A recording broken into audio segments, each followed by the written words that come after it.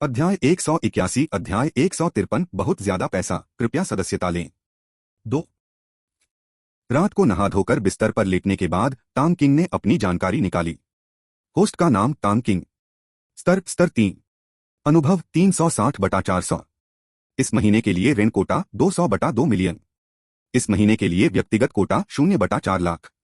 निकासी योग्य संपत्तियां 68,523,000।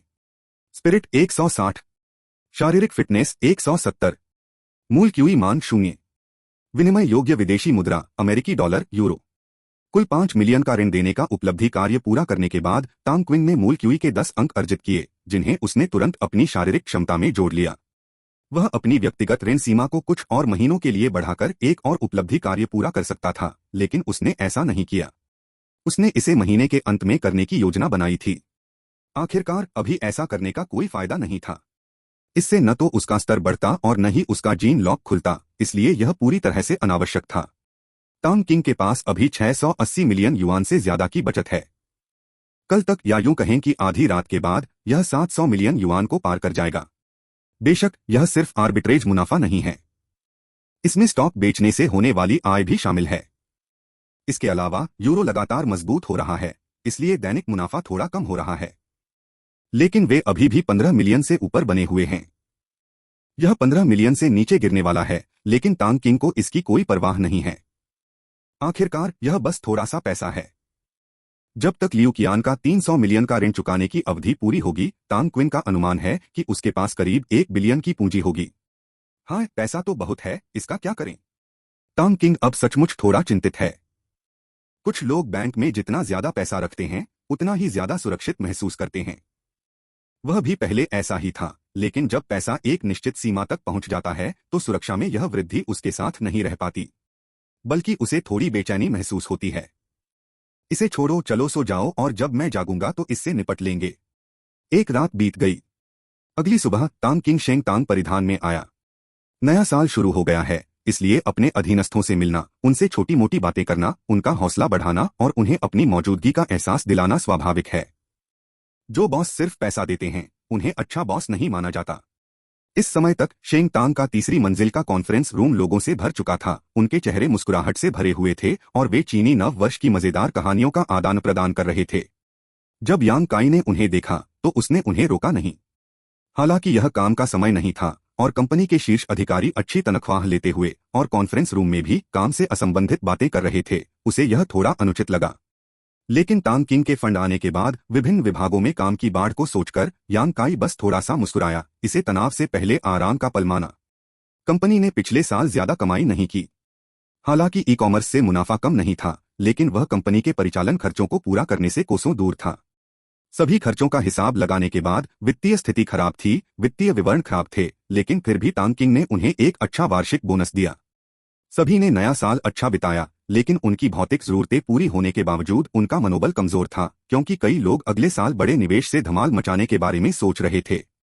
सम्मेलन कक्ष के प्रवेश द्वार पर इस बार तांग किंग ने दरवाजा नहीं खोला। किसी और ने उसके लिए यह काम किया था।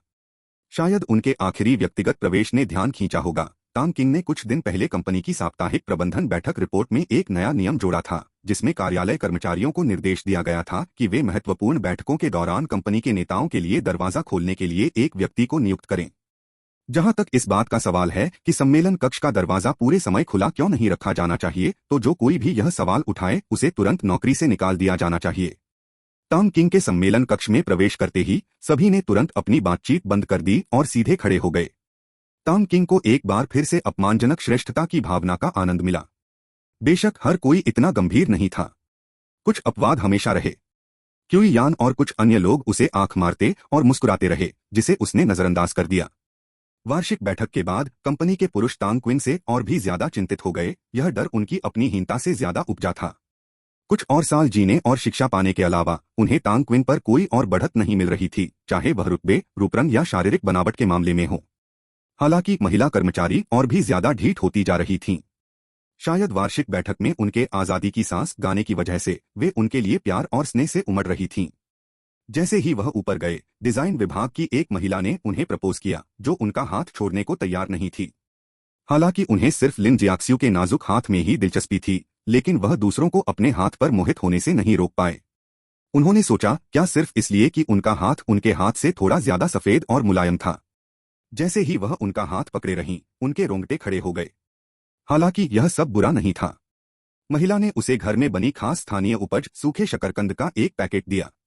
खैर, टांग किंग को अपने आकर्षण को बेचकर कमाई की गई सूखी शकरकंदों को लेने में जरा भी संकोच नहीं हुआ। काम पर जाते समय उसने सुन चाओ के साथ कुछ शकरकंद बांटे। वे काफी स्वादिष्ट थे और बाकी शकरकंद उसने अपनी जेब में रख लिए और बाद में उन्हें खाने की योजना बनाई। टांग किंग के बैठने के बाद यांग काई ने घोषणा की कि सभी लोग उपस्थित हैं। टांग किंग ने अपना भाषण शुरू किया। जब जे लो के पहनावे ने सबको अवाक कर दिया, अच्छे अर्थ में नहीं। हर ब्यूटी, क्या आप अपने जीवन साथी के साथ हैं? एक थेरेपिस्ट बता रहे हैं, दो पक्के संकेत। हर ब्यूटी, सबको नमस्कार। नया साल बीत चुका है और मुझे उम्मीद है कि आप सब आगे के काम पर ध्यान केंद्रित कर पाएंगे। यह साल शेंग टैंग के लिए तेजी से विकास का साल होगा, उसके उत्थान की शुरुआत। भविष्य में हमारे पास न केवल शेंग टैंग अपैरल और शेंग टैंग ग्रुप होगा, बल्कि मुझे उम्मीद है कि हम दुनिया भर में अपने स्टोर खोलकर वैश्विक स्तर पर भी पहुंच पाएंगे। तो आइए मिलकर शेंग टैंग को एक लकड़ी के जहाज से एक विशाल विमानवाहक पोत में बदलने के लिए काम करें। क्या आपको विश्वास है कि हम ऐसा कर सकते हैं? टैंग क्विन ने जोश से कहा और सभी को, यहाँ तक कि खुद को भी प्रेरित किया। बेशक यह सब दिखावा था, बस एक चाल। यह बेतुका लग रहा था, मानो बेतुके वादों से भरी कोई पिरामिड योजना हो। हाँ, एक लंबी गूंजती हुई हाँ आई। हालांकि टांग किंग को यह थोड़ा अजीब लगा, लेकिन नीचे बैठे लोग खुशी खुशी उनके साथ थे। अनुभवी कर्मचारी होने के नाते उन्हें प्रेरणादायक भाषणों और बड़े विजन के बारे में अच्छी तरह पता था। वे सचमुच उत्साहित भी लग रहे थे। यह देखकर कि उसका प्रेरणादायक भाषण टीम तक पहुंच गया है, टांग किंग ने संतोष से सिर हिलाया। भले ही वे दिखावा कर रहे हों या नहीं, उनके साथ खेलने की इच्छाशक्ति ने उनके अच्छे मनोबल को दर्शाया। उदासीनता ही असली मारक थी, बिना उत्साह के जवाब देना, चेहरे पर कोई भाव न होना। अब यह वाकई बहुत निराशाजनक होता। वाह, लगता है आप सब जाने के लिए तैयार हैं। मीटिंग के बाद $30 मिलियन वितरण के लिए उपलब्ध होंगे। यांग तियानकियान ग्रुप के साथ सब कुछ कैसा चल रहा है? टांग किंग ने मुस्कुराते हुए कहा। कोई बात नहीं, हमारी टीम दोपहर में रवाना होगी और कल सुबह प्रांतीय शहर में उनकी टीम से मिलेगी। फिर हम संभावित दुकानों का सर्वेक्षण करेंगे और राज्य भर में बातचीत के मामलों को संभालेंगे। जहां तक मुझे पता है, तियानकियान समूह ने हमें पहले ही अच्छी जगहों के बारे में बता दिया है और वे हमारे चयन का इंतजार कर रहे हैं। श्री लियू की मदद से सब कुछ सुचारू रूप से चल जाएगा, यांग काई ने तुरंत सूचना दी। उसे यह जानकर आश्चर्य हुआ कि इस उद्यम का व्यावसायिक साझेदार कोई और नहीं बल्कि तियानकियान समूह था। उसने उम्मीद नहीं की थी कि टांग किंग का लियूकियान के साथ इतना गहरा रिश्ता होगा। उसका अपना आवासीय क्षेत्र तियानकियान समूह द्वारा विकसित किया गया था। उसने शुरू में सोचा था कि उसे थोड़ी मेहनत करनी पड़ेगी, लेकिन हैरानी की बात यह थी कि बातचीत शुरू होने से पहले ही दूसरे पक्ष ने काम लगभग पूरा कर लिया था। उन्होंने किराए के दाम, जगह की तस्वीरें, घर के आकार वगैरह भेज दिए थे। यह सब बहुत जल्दी हो गया था। अब उसे बस यह देखना था कि कौन सी जगह उपयुक्त है और फिर अंतिम निर्णय लेना था। इससे टांग क्विन के प्रति उसकी श्रद्धा और बढ़ गई। लियूकियान ने बहुत ज्यादा मेहनत की थी, शायद कुछ ज्यादा ही। इतने शक्तिशाली बॉस के अधीन वह खुद को कहीं ज्यादा सुरक्षित महसूस कर रहा था। अच्छा, जब तक पैसा तुम्हारे पास पहुंच जाए, योजना पर आगे बढ़ो। अगर कुछ भी हो तो मुझे तुरंत सूचित करो। 3 महीनों में मैं पूरे प्रांत में शेंगटांग स्टोर्स को चलते देखना चाहता हूं। हमें विज्ञापन भी देने होंगे। अगर 3 महीनों में तैयारियां और प्रदर्शन मुझे संतुष्ट करते हैं तो मैं अपना वादा निभाऊंगा, टांग क्विन ने कहा। उसने उम्मीद नहीं की थी कि लियूकियान उसकी इतनी मदद करेगा, बिना कुछ कहे लगभग सब कुछ निपटा देगा। वह बहुत प्रभावित हुआ और उसने जल्द ही लियूकियान से मिलने का फैसला किया ताकि उसका धन्यवाद कर सके और उधार लिए गए $4 मिलियन लौटा सके। आप मुझ पर भरोसा कर सकते हैं, टांग। ई-कॉमर्स बिक्री के आंकड़ों के अनुसार हमारे उत्पाद काफी लोकप्रिय हैं। जब तक हम प्रचार का अच्छा काम करते रहेंगे और हमारे उत्पादों की गुणवत्ता उच्च बनी रहेगी, मुझे विश्वास है कि हम घरेलू स्तर पर अच्छा प्रदर्शन करते रहेंगे, यांग काई ने आत्मविश्वास से उत्तर दिया। अच्छा, तो मैं अब और बकवास नहीं करूंगा। तुम लोग काम पर लग जाओ। 10 मिनट में तुम्हें 30 मिलियन मिल जाएंगे। मुझे कुछ और काम निपटाने हैं, इसलिए मैं चलता हूं। टांग किंग जाने के लिए खड़ा हुआ। सुरक्षित यात्रा, बॉस टैंग। सुरक्षित यात्रा, बॉस टैंग।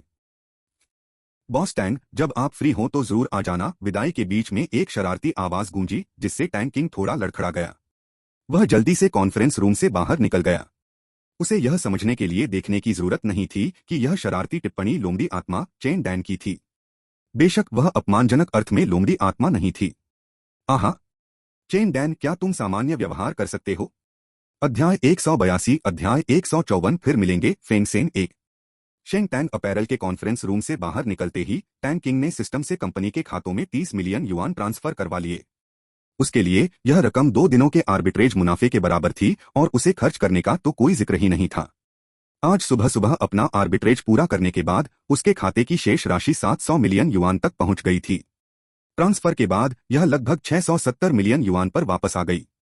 हालांकि टांग किंग को यह सोचकर थोड़ी शर्मिंदगी महसूस हुई कि कुछ ही दिनों में उसकी संपत्ति फिर से कैसे बढ़ जाएगी। वह सचमुच बहुत अमीर था, लेकिन क्या उसे यह आश्चर्य नहीं हुआ कि व्यवस्था उसे अचानक इतना पैसा कैसे दे सकती है।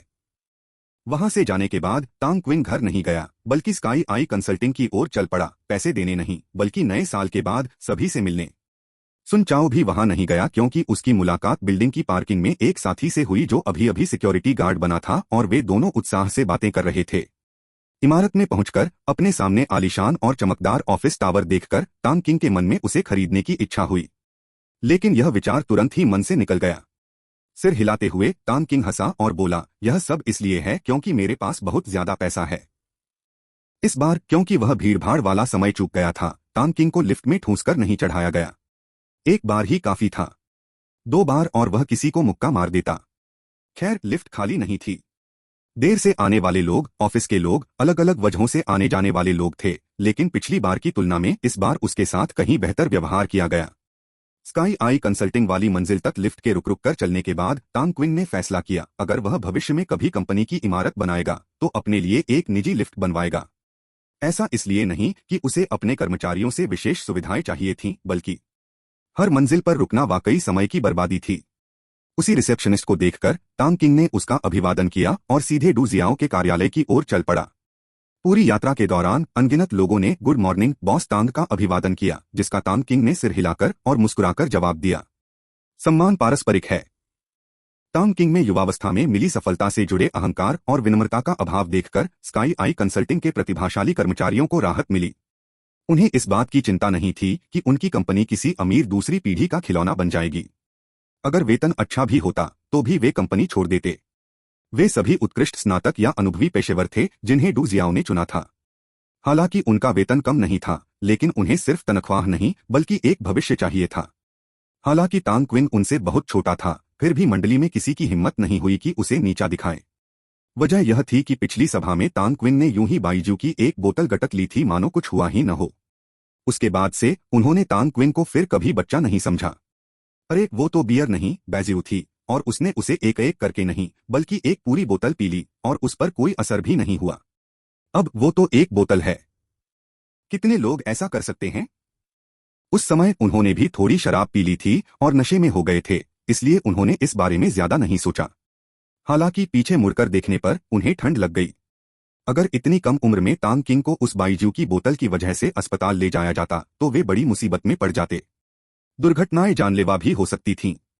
शुक्र है कुछ नहीं हुआ, वरना भले ही उन्हें जिम्मेदार न ठहराया जाता, फिर भी अपराध बोध हमेशा उनके साथ रहता।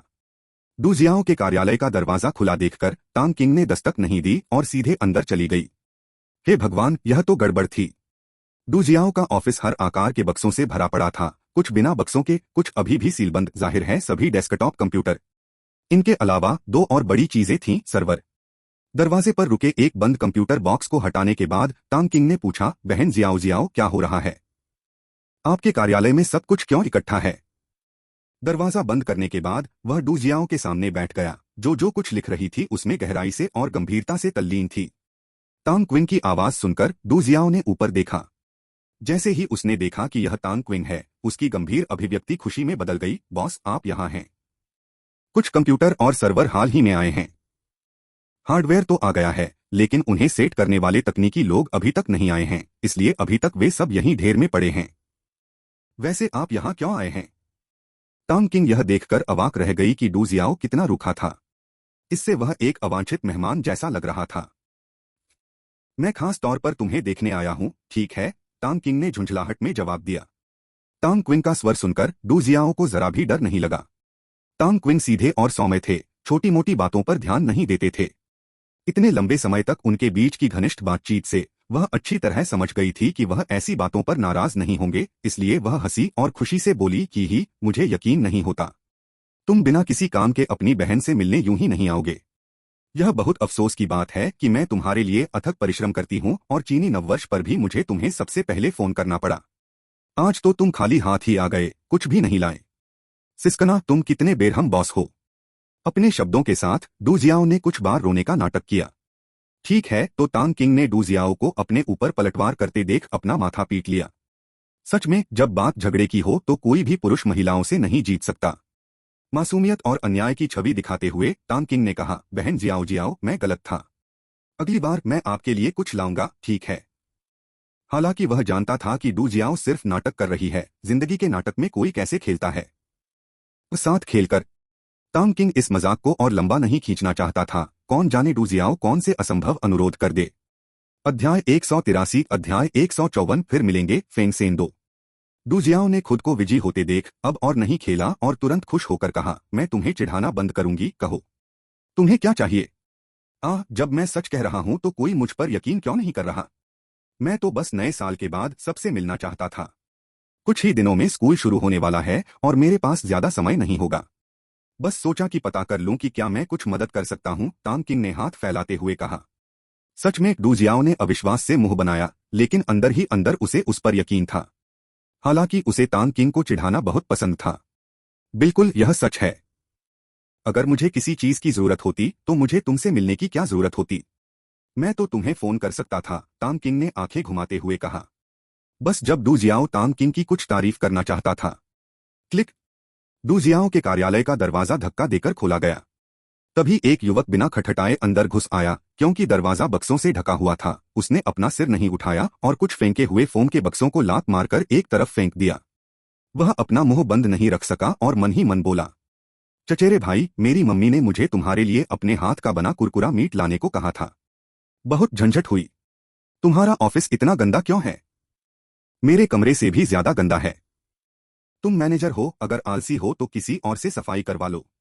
सच में तुम काम पर आने की जिद करते हो और सरकारी नौकरी में कोई भी अच्छा पद लेने से इनकार करके इस घटिया कंपनी में नौकरी कर रहे हो। इस कंपनी का क्या भविष्य है। ये एक जांच एजेंसी है और बाहर से कोई बिजनेस भी नहीं करती, देर-सवेर बंद हो ही जाएगी। फिर तुम बेरोजगार हो जाओगे। और अगली बार ऐसा मत करना। तुम। यह आदमी लगातार बोलता जा रहा था जब तक कि उसने कार्यालय में मौजूद एक अन्य व्यक्ति को नहीं देखा। तांग किंग, वह अचानक अवाक रह गया। तांग किंग, नवागंतुक ने सावधानी पूर्वक पुष्टि करने के लिए अपना दिमाग लगाया। हे, काफी समय हो गया फेंग सेन। तुम अब भी पहले जैसे ही अच्छे लग रहे हो। तांग क्विन को अपनी मुलाकात में आए सभी लोग याद आ गए और उसने तुरंत फेंग सेन को पहचान लिया, वही लड़का जिसके साथ लियू कियान के होटल में उसके साथ मामूली झगड़ा हुआ था। जिंदगी वाकई अनपेक्षित पुनर्मिलनों से भरी होती है। जहां तक फेंग सेन की बात है तो उसे कोई कड़वाहट नहीं थी। पिछला झगड़ा तो बस एक छोटी सी बात थी। सुजिवांग, जिसने मुसीबत शुरू की थी, उसे वहां से निकाल दिया गया और उसने बाद में उन दोनों को एक शानदार दावत भी दी। यह कहना सही होगा कि उनके बीच अच्छे संबंध थे। फेंग सेन भी विनम्र बातचीत करने वाले थे, लेकिन डू जियाओ ने बीच में ही टोक दिया, आपका क्या मतलब है तांग क्विन। लिटिल सेन, आप उन्हें जानते हैं। वह जानती थी कि उसका सवाल बेतुका था, क्योंकि जिस तरह से वे एक दूसरे को संबोधित करते थे उससे साफ जाहिर था कि वे एक दूसरे को जानते हैं। लेकिन असल में वह जानना चाहती थी कि वे कहाँ और कैसे एक दूसरे से परिचित हुए। वह जानती थी कि उसका चचेरा भाई अक्सर अपने निकम्मे दोस्तों के साथ तरह तरह की जगहों पर घूमता रहता था। उसने उसे कितना भी समझाने की कोशिश की, वह कभी नहीं सुनता था। जब भी वह पकड़ा जाता तो उसे कड़ी फटकार जरूर पड़ती। खासकर जब उसके फौजी पिता अपना आपा खो देते तो उसे हमेशा पीटा जाता। उसके लिए सबसे बड़ी चिंता यह थी कि क्या तांग किंग और उसका चचेरा भाई ऐसी किसी जगह पर मिले थे। तांग किंग के वहां घूमने के ख्याल से ही डू जियाओ ने आगे सोचने की हिम्मत नहीं की। अपनी बात समाप्त करने के बाद वह गंभीरता से अपने चचेरे भाई को देखने लगी। अपने चचेरे भाई को पत्थर के चेहरे से सवाल पूछते देख फेंग सेन ने सहज रूप से बुदबुदाया, हाँ, हम पहले भी मिल चुके हैं। उसके मन में विचार कौंध रहे थे, अगर डू जियाओ को पता चल गया कि उसकी और तांग क्विन की मुलाकात किसी 5 सितारा होटल में हुई थी, भले ही उन्होंने कुछ भी गलत न किया हो, तो भी वह जानता था कि वह उसे एक बार फिर नसीहत देगी, शायद उसकी माँ से शिकायत भी कर दे। भगवान ही जाने उसे शिकायत करना इतना पसंद क्यों है। फिर उसकी माँ उसे बेरहमी से डांटेगी। हालांकि वह विरोध करना चाहता था पर कर नहीं पाया। उसकी चचेरी बहन उससे ऊंची हैसियत रखती थी और बचपन से ही उसे तंग करती थी, इसलिए वह उससे सचमुच डरता था। उसका जवाब सुनकर डू जियाओ की भौहें तन गईं और उस पर दबाव डालते हुए पूछा, एक साधारण मुलाकात? तुम कहाँ मिले थे? हम एक रेस्टोरेंट में मिले थे। उस समय किसी ने मेरी आरक्षित सीट ले ली थी। फेंग सेन ने हस्तक्षेप किया और मेरी समस्या का समाधान किया। घबराए हुए फेंग सेन के कुछ कहने से पहले ही तांग किंग बीच में कूद पड़ा। उसने देखा कि फेंग सेन यह बताने में झिझक रहा था कि वे होटल में मिले थे। जाहिर था कि उसका परिवार सख्त होगा, वरना फेंग सेन जैसी पृष्ठभूमि का कोई भी नौजवान किसी 5 सितारा होटल में खाना खाने जाने से पहले 2 बार नहीं सोचता। तांग किंग ने उसकी मदद के लिए झूठ क्यों गढ़ा? इसकी वजह यह थी कि वह फेंग सेन की चापलूसी नहीं करना चाहता था, बस इसे एक अच्छा काम मान रहा था। वरना वह अंदाजा लगा सकता था कि फेंग सेन और डू जियाओ के बीच बातचीत कैसी होगी। हालात बहुत ही मुश्किल भरे होंगे। और तांग किंग को परेशानी पसंद नहीं थी, इसलिए उसने चिंगारी के स्तर पर ही जंगल की आग को बुझाने का फैसला किया। क्या यह अच्छा नहीं होगा कि सब लोग शांति से रहें? सचमुच? डू जियाओ ने फेंग सेन से संदेह से पूछा। यह सुनकर फेंग सेन ने तुरंत कहा, बिल्कुल। वह व्यक्ति बहुत घमंडी था। उसने तांग क्विन की आरक्षित सीट ले ली। मैं इसे बर्दाश्त नहीं कर सका, इसलिए मैंने हस्तक्षेप किया और उसे अपनी बात समझाई। हमने झगड़ा नहीं किया, बस एक मौखिक विवाद हुआ था।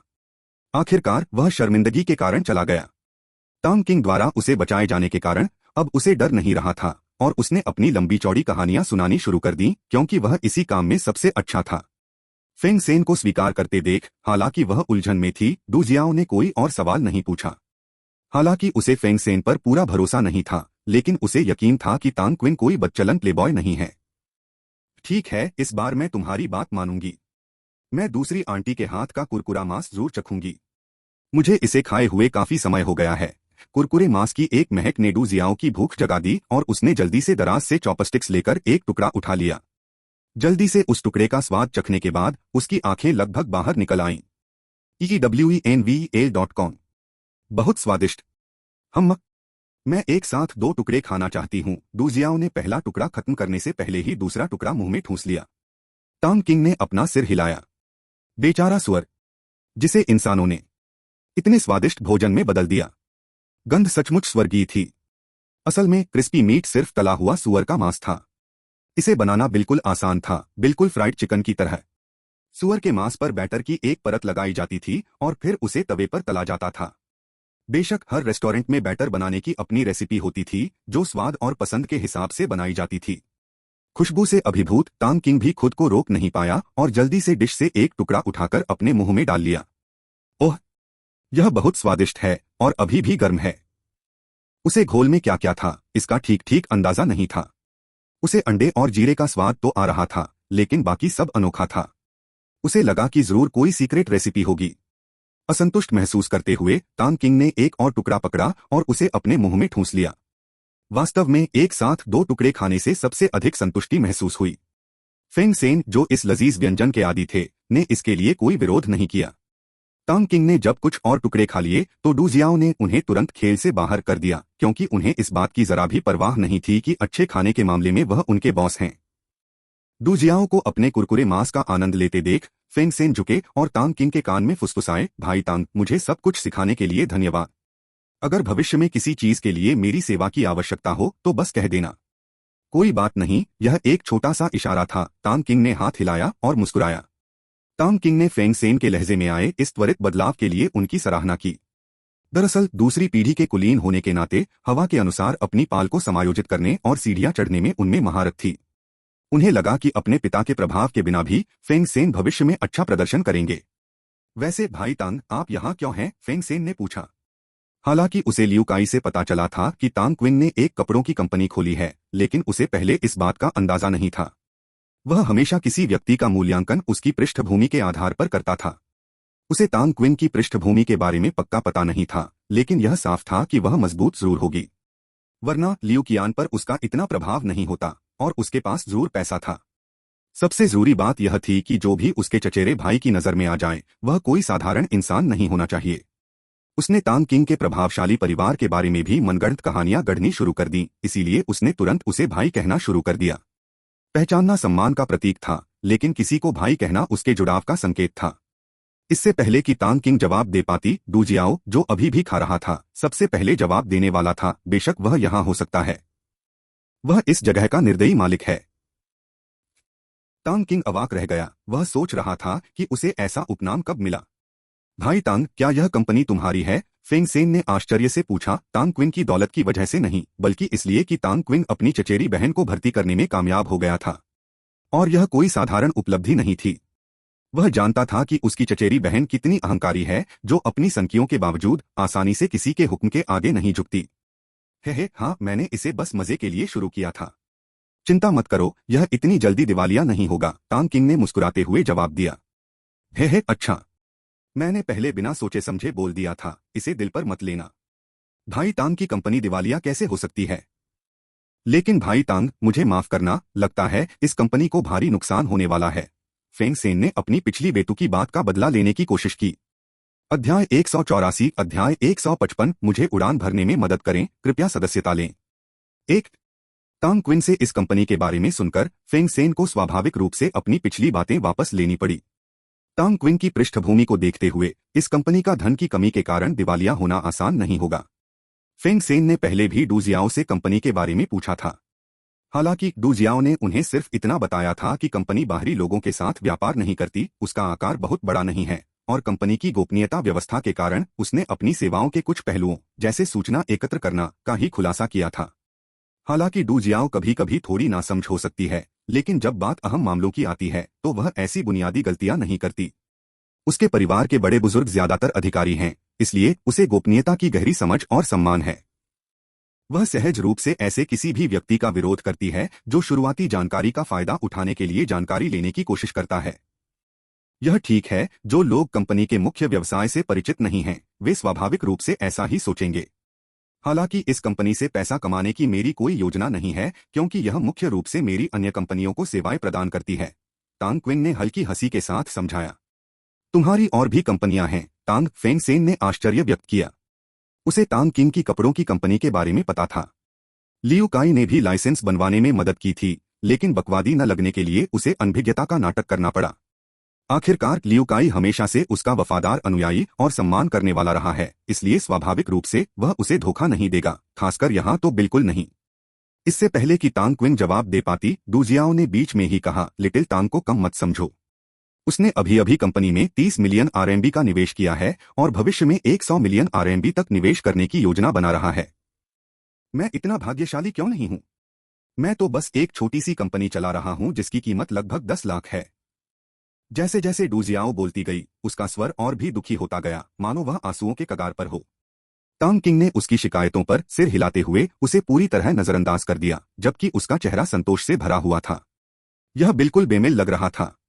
यह सुनकर कि तांग क्विन दसियों और यहां तक कि सैकड़ों मिलियन आरएमबी का निवेश करेगा, फेंग सेन वास्तव में हैरान रह गया। रुको, करोड़ों? करोड़ों? इस किशोर के हाथ में? क्या मैं गलत हूं? उसके साथियों में से कुछ ने व्यवसाय शुरू कर दिए हैं, लेकिन आमतौर पर वे ज्यादा से ज्यादा 10 लाख के पैमाने पर चलते हैं, और ये व्यवसाय आमतौर पर ऐसे लोग चलाते हैं जो उससे कुछ साल बड़े होते हैं और जिनके परिवार अपने पैसों पर ज्यादा भरोसा करते हैं। लेकिन किसी बच्चे को खेलने के लिए करोड़ों या करोड़ों देना, क्या उनके लिए पैसा मिट्टी के समान नहीं है? वह यह भी जानना चाहता था कि उन्हें इतना पैसा कहां से मिलता है। उसे तांग किंग से जुड़ना था, उसका प्रभाव इतना अधिक था कि उसे नजरअंदाज नहीं किया जा सकता था। तांग, तुम्हें भविष्य में मेरा ध्यान रखना होगा, फेंग सेन ने उत्साह से कहा। एक प्रतिष्ठित सरकारी अधिकारी के सबसे बड़े बेटे होने के नाते फेंग सेन से यह उम्मीद नहीं की गई थी कि वह दूसरी पीढ़ी के अमीर तांग किंग पर निर्भर रहेगा। सत्ता के लाभों का अनुभव कर चुके फेंग सेन को व्यापार करने में कोई दिलचस्पी नहीं है। वह अपने विशेषाधिकारों की विरासत अपनी संतानों को सौंपना पसंद करेंगे और एक पिता होने के नाते जिम्मेदारी निभाएंगे। हालांकि हर कोई एक जैसा नहीं होता, एक करोड़पति को कोई अधिकार नहीं है और वह करोड़ों की संपत्ति वाले व्यक्ति के आगे झुकेगा नहीं। लेकिन एक ऐसे परिवार के लिए जो अपने बच्चे को खर्च करने के लिए आसानी से करोड़ों दे सकता है, उसे उनका सम्मान करना ही था। अब तक फेंग सेन को तांग किंग जैसी क्षमता वाला एक भी व्यवसायी नहीं मिला था।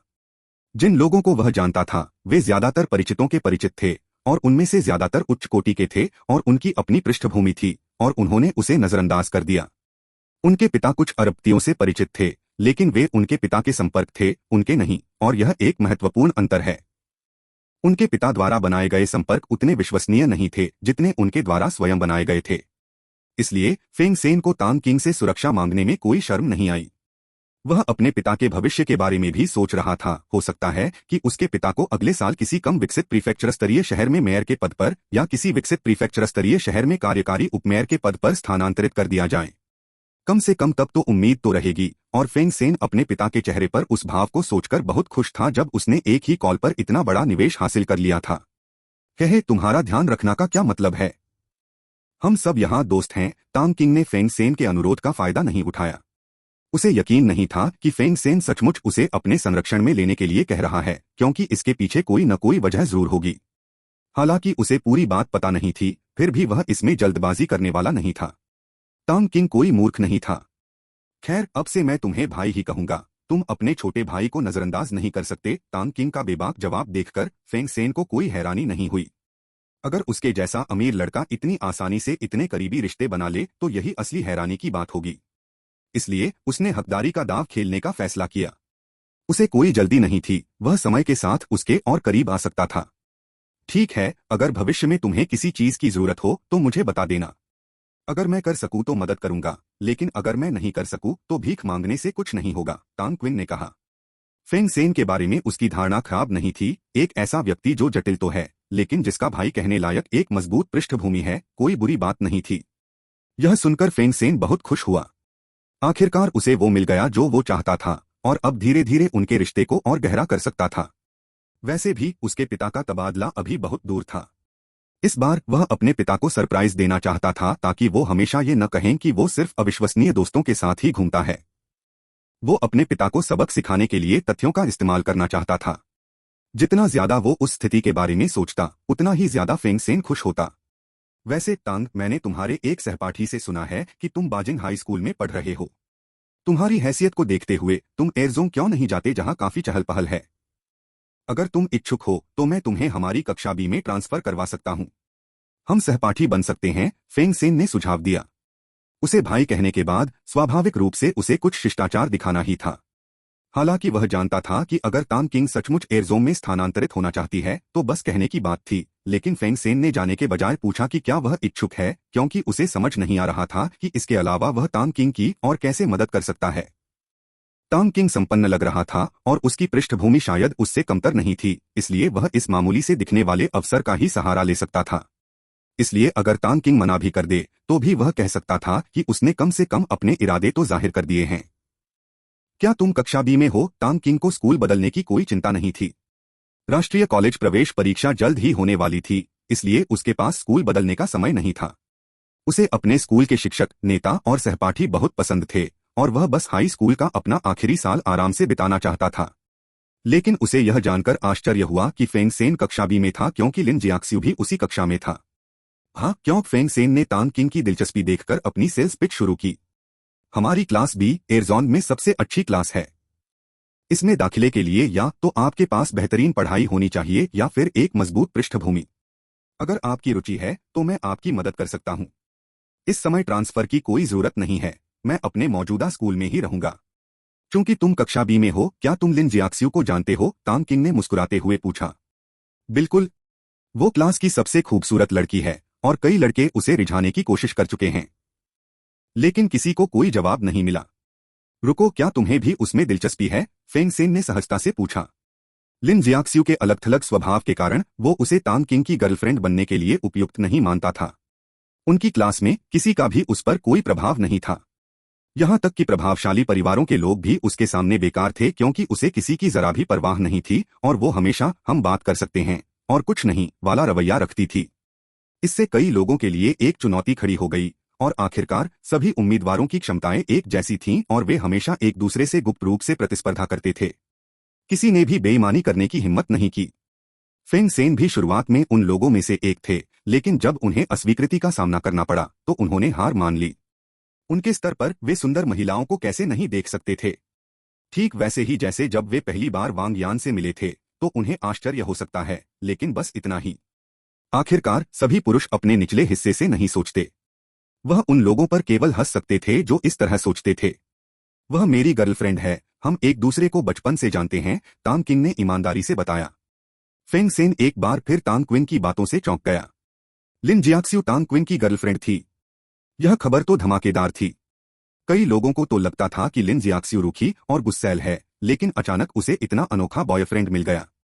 इसमें कोई आश्चर्य की बात नहीं कि क्लास के किसी भी बच्चे ने उसे आकर्षित नहीं किया। हालांकि वे एक ही उम्र के थे, फिर भी उनकी हरकतों की तुलना मिट्टी से खेलने वाले बच्चों से करना कोई अतिशयोक्ति नहीं होगी। धिक्कार है। कोई आश्चर्य नहीं कि उसे उन लड़कों में कोई दिलचस्पी नहीं थी। वो तुम्हारी गर्लफ्रेंड है। चिंता मत करो, मैं तुम्हारे लिए उस पर नजर रखूंगा। मैं उसे तंग नहीं होने दूंगा, फेंग सेन ने तुरंत वादा किया। उसकी राय में तांग किंग के शब्द यूं ही नहीं थे। बड़े लोगों के शब्दों पर विचार करना जरूरी था। सबसे संभावित कारण यह था कि तांग किंग चाहता था कि वह लिन जियाक्स्यू पर नजर रखे और वह इसके खिलाफ नहीं जा रहा था।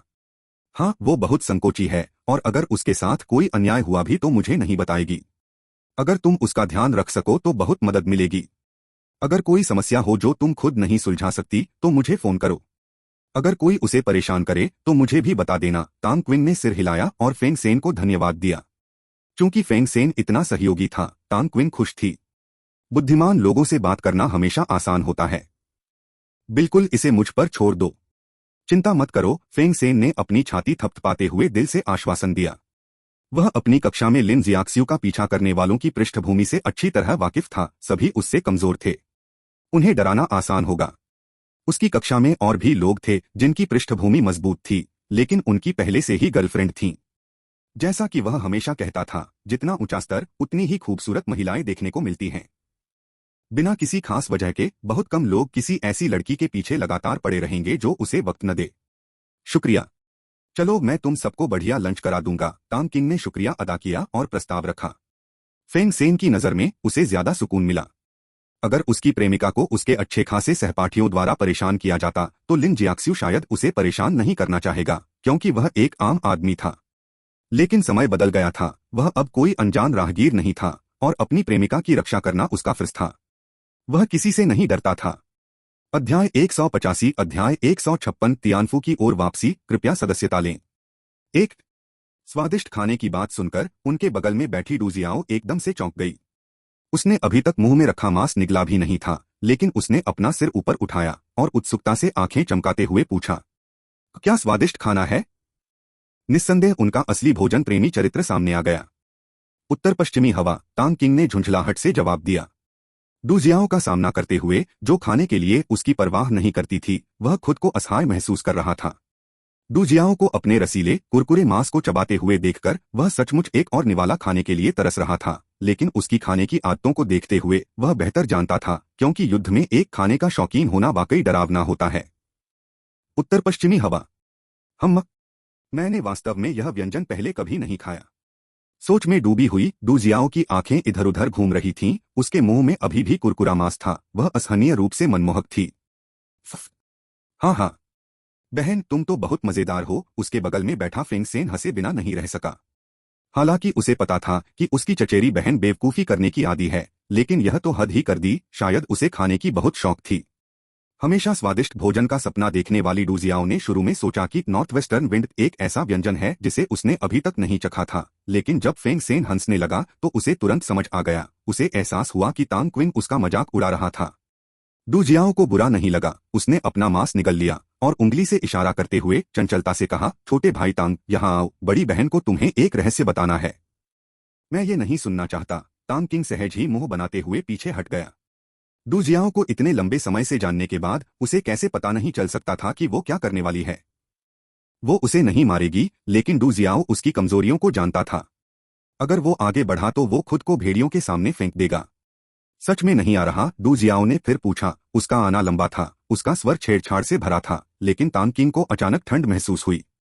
फेंग सेन भी इस ठंड से प्रभावित होकर पीछे हट गया।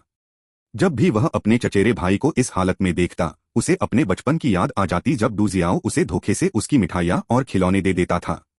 डूजियाओ को उन चीजों की जरूरत नहीं थी। ये सब बस एक खेल था।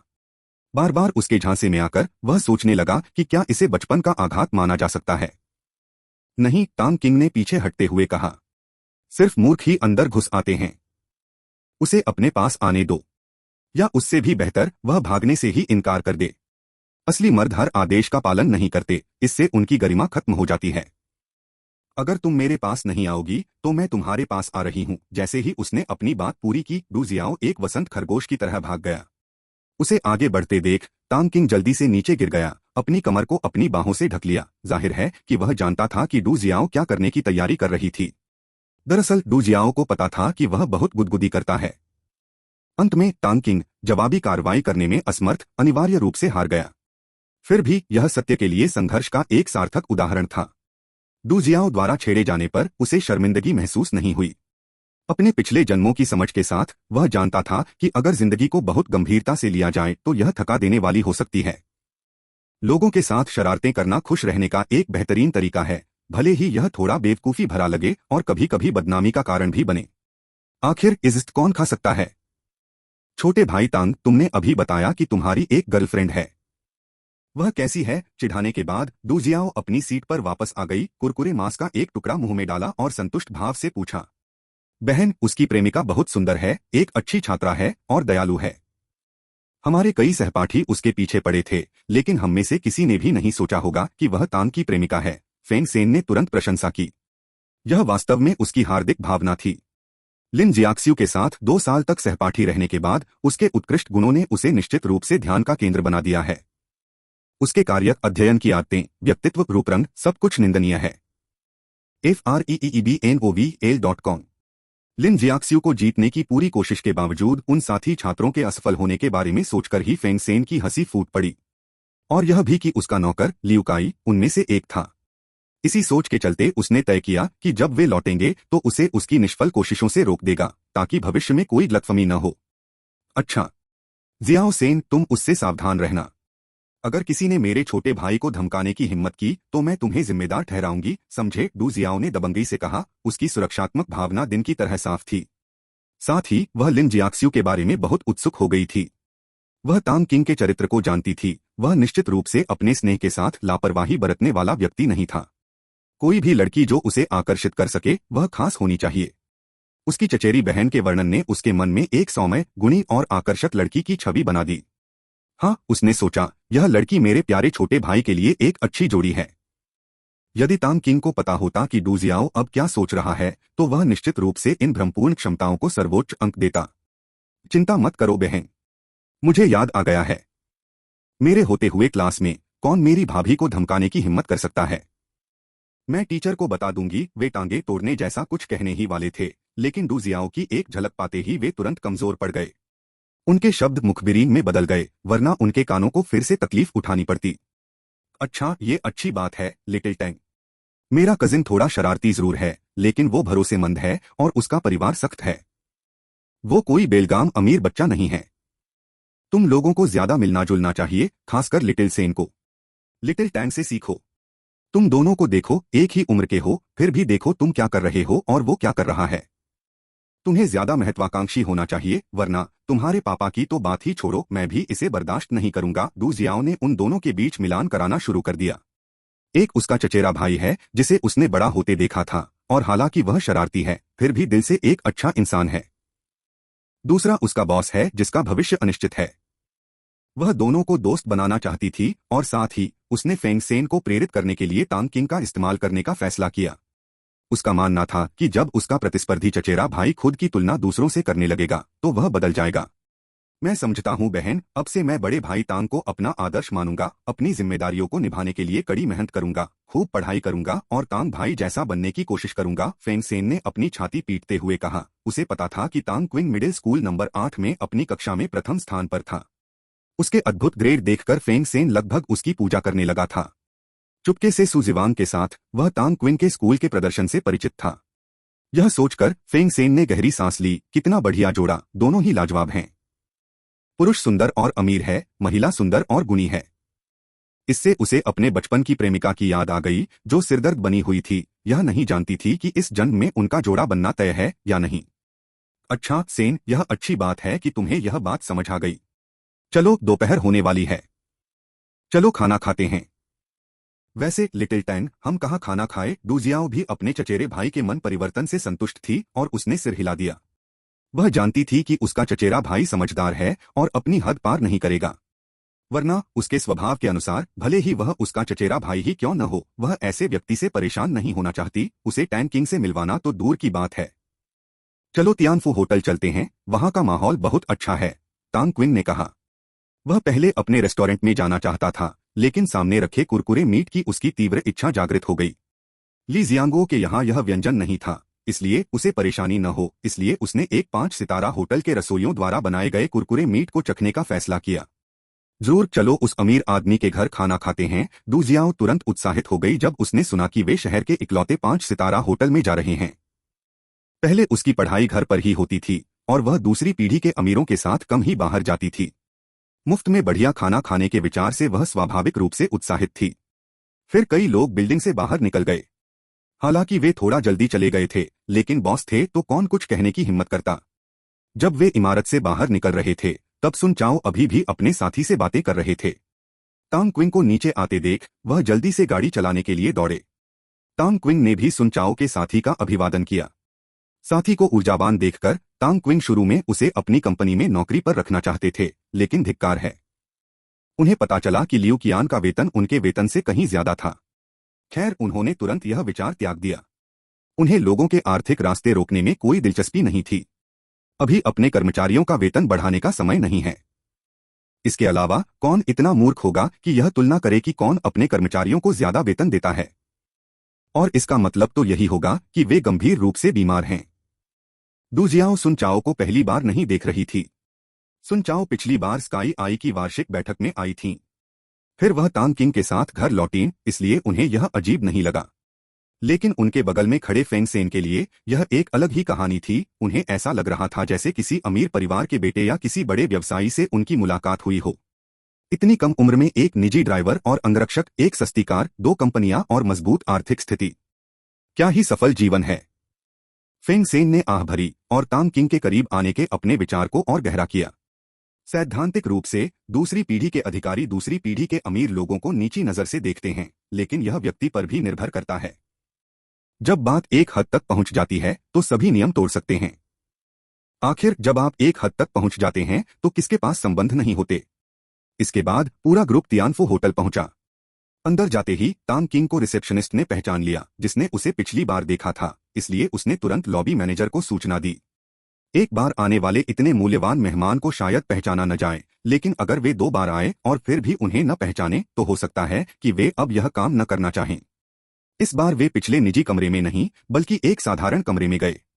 पिछली बार तांग क्विन ने सुना था कि कर्मचारियों ने कहा था कि केवल लियू कियान और उनके हाथ में कार्ड रखने वाले ही वहां जा सकते हैं। इसमें कुछ भी गलत नहीं है, लेकिन उसे चिंता थी कि फेंग सेन और डू जियाओ अपने 2 बड़बोलेपन के साथ बाहर इसकी शेखी बघारेंगे। अगली बार जब लियू कियान और ये नेता यहाँ खाना खाएंगे तो क्या वे उस कमरे के इस्तेमाल का अधिकार भी मांगेंगे। लियू कियान को तब ऐसा करना ही होगा।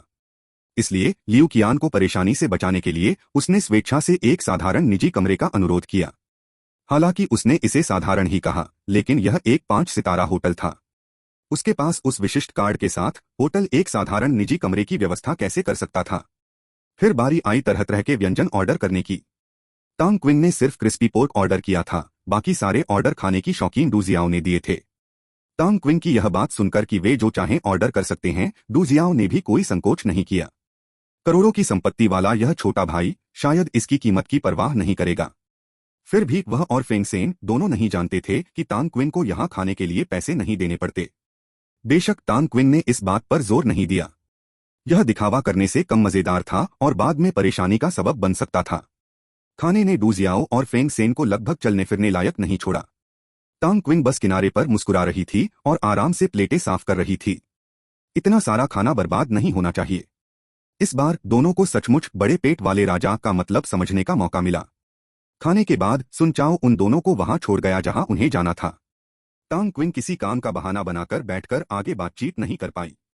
डू जियाओ और फेंग सेन ने पूछने की हिम्मत नहीं की कि बात क्या है।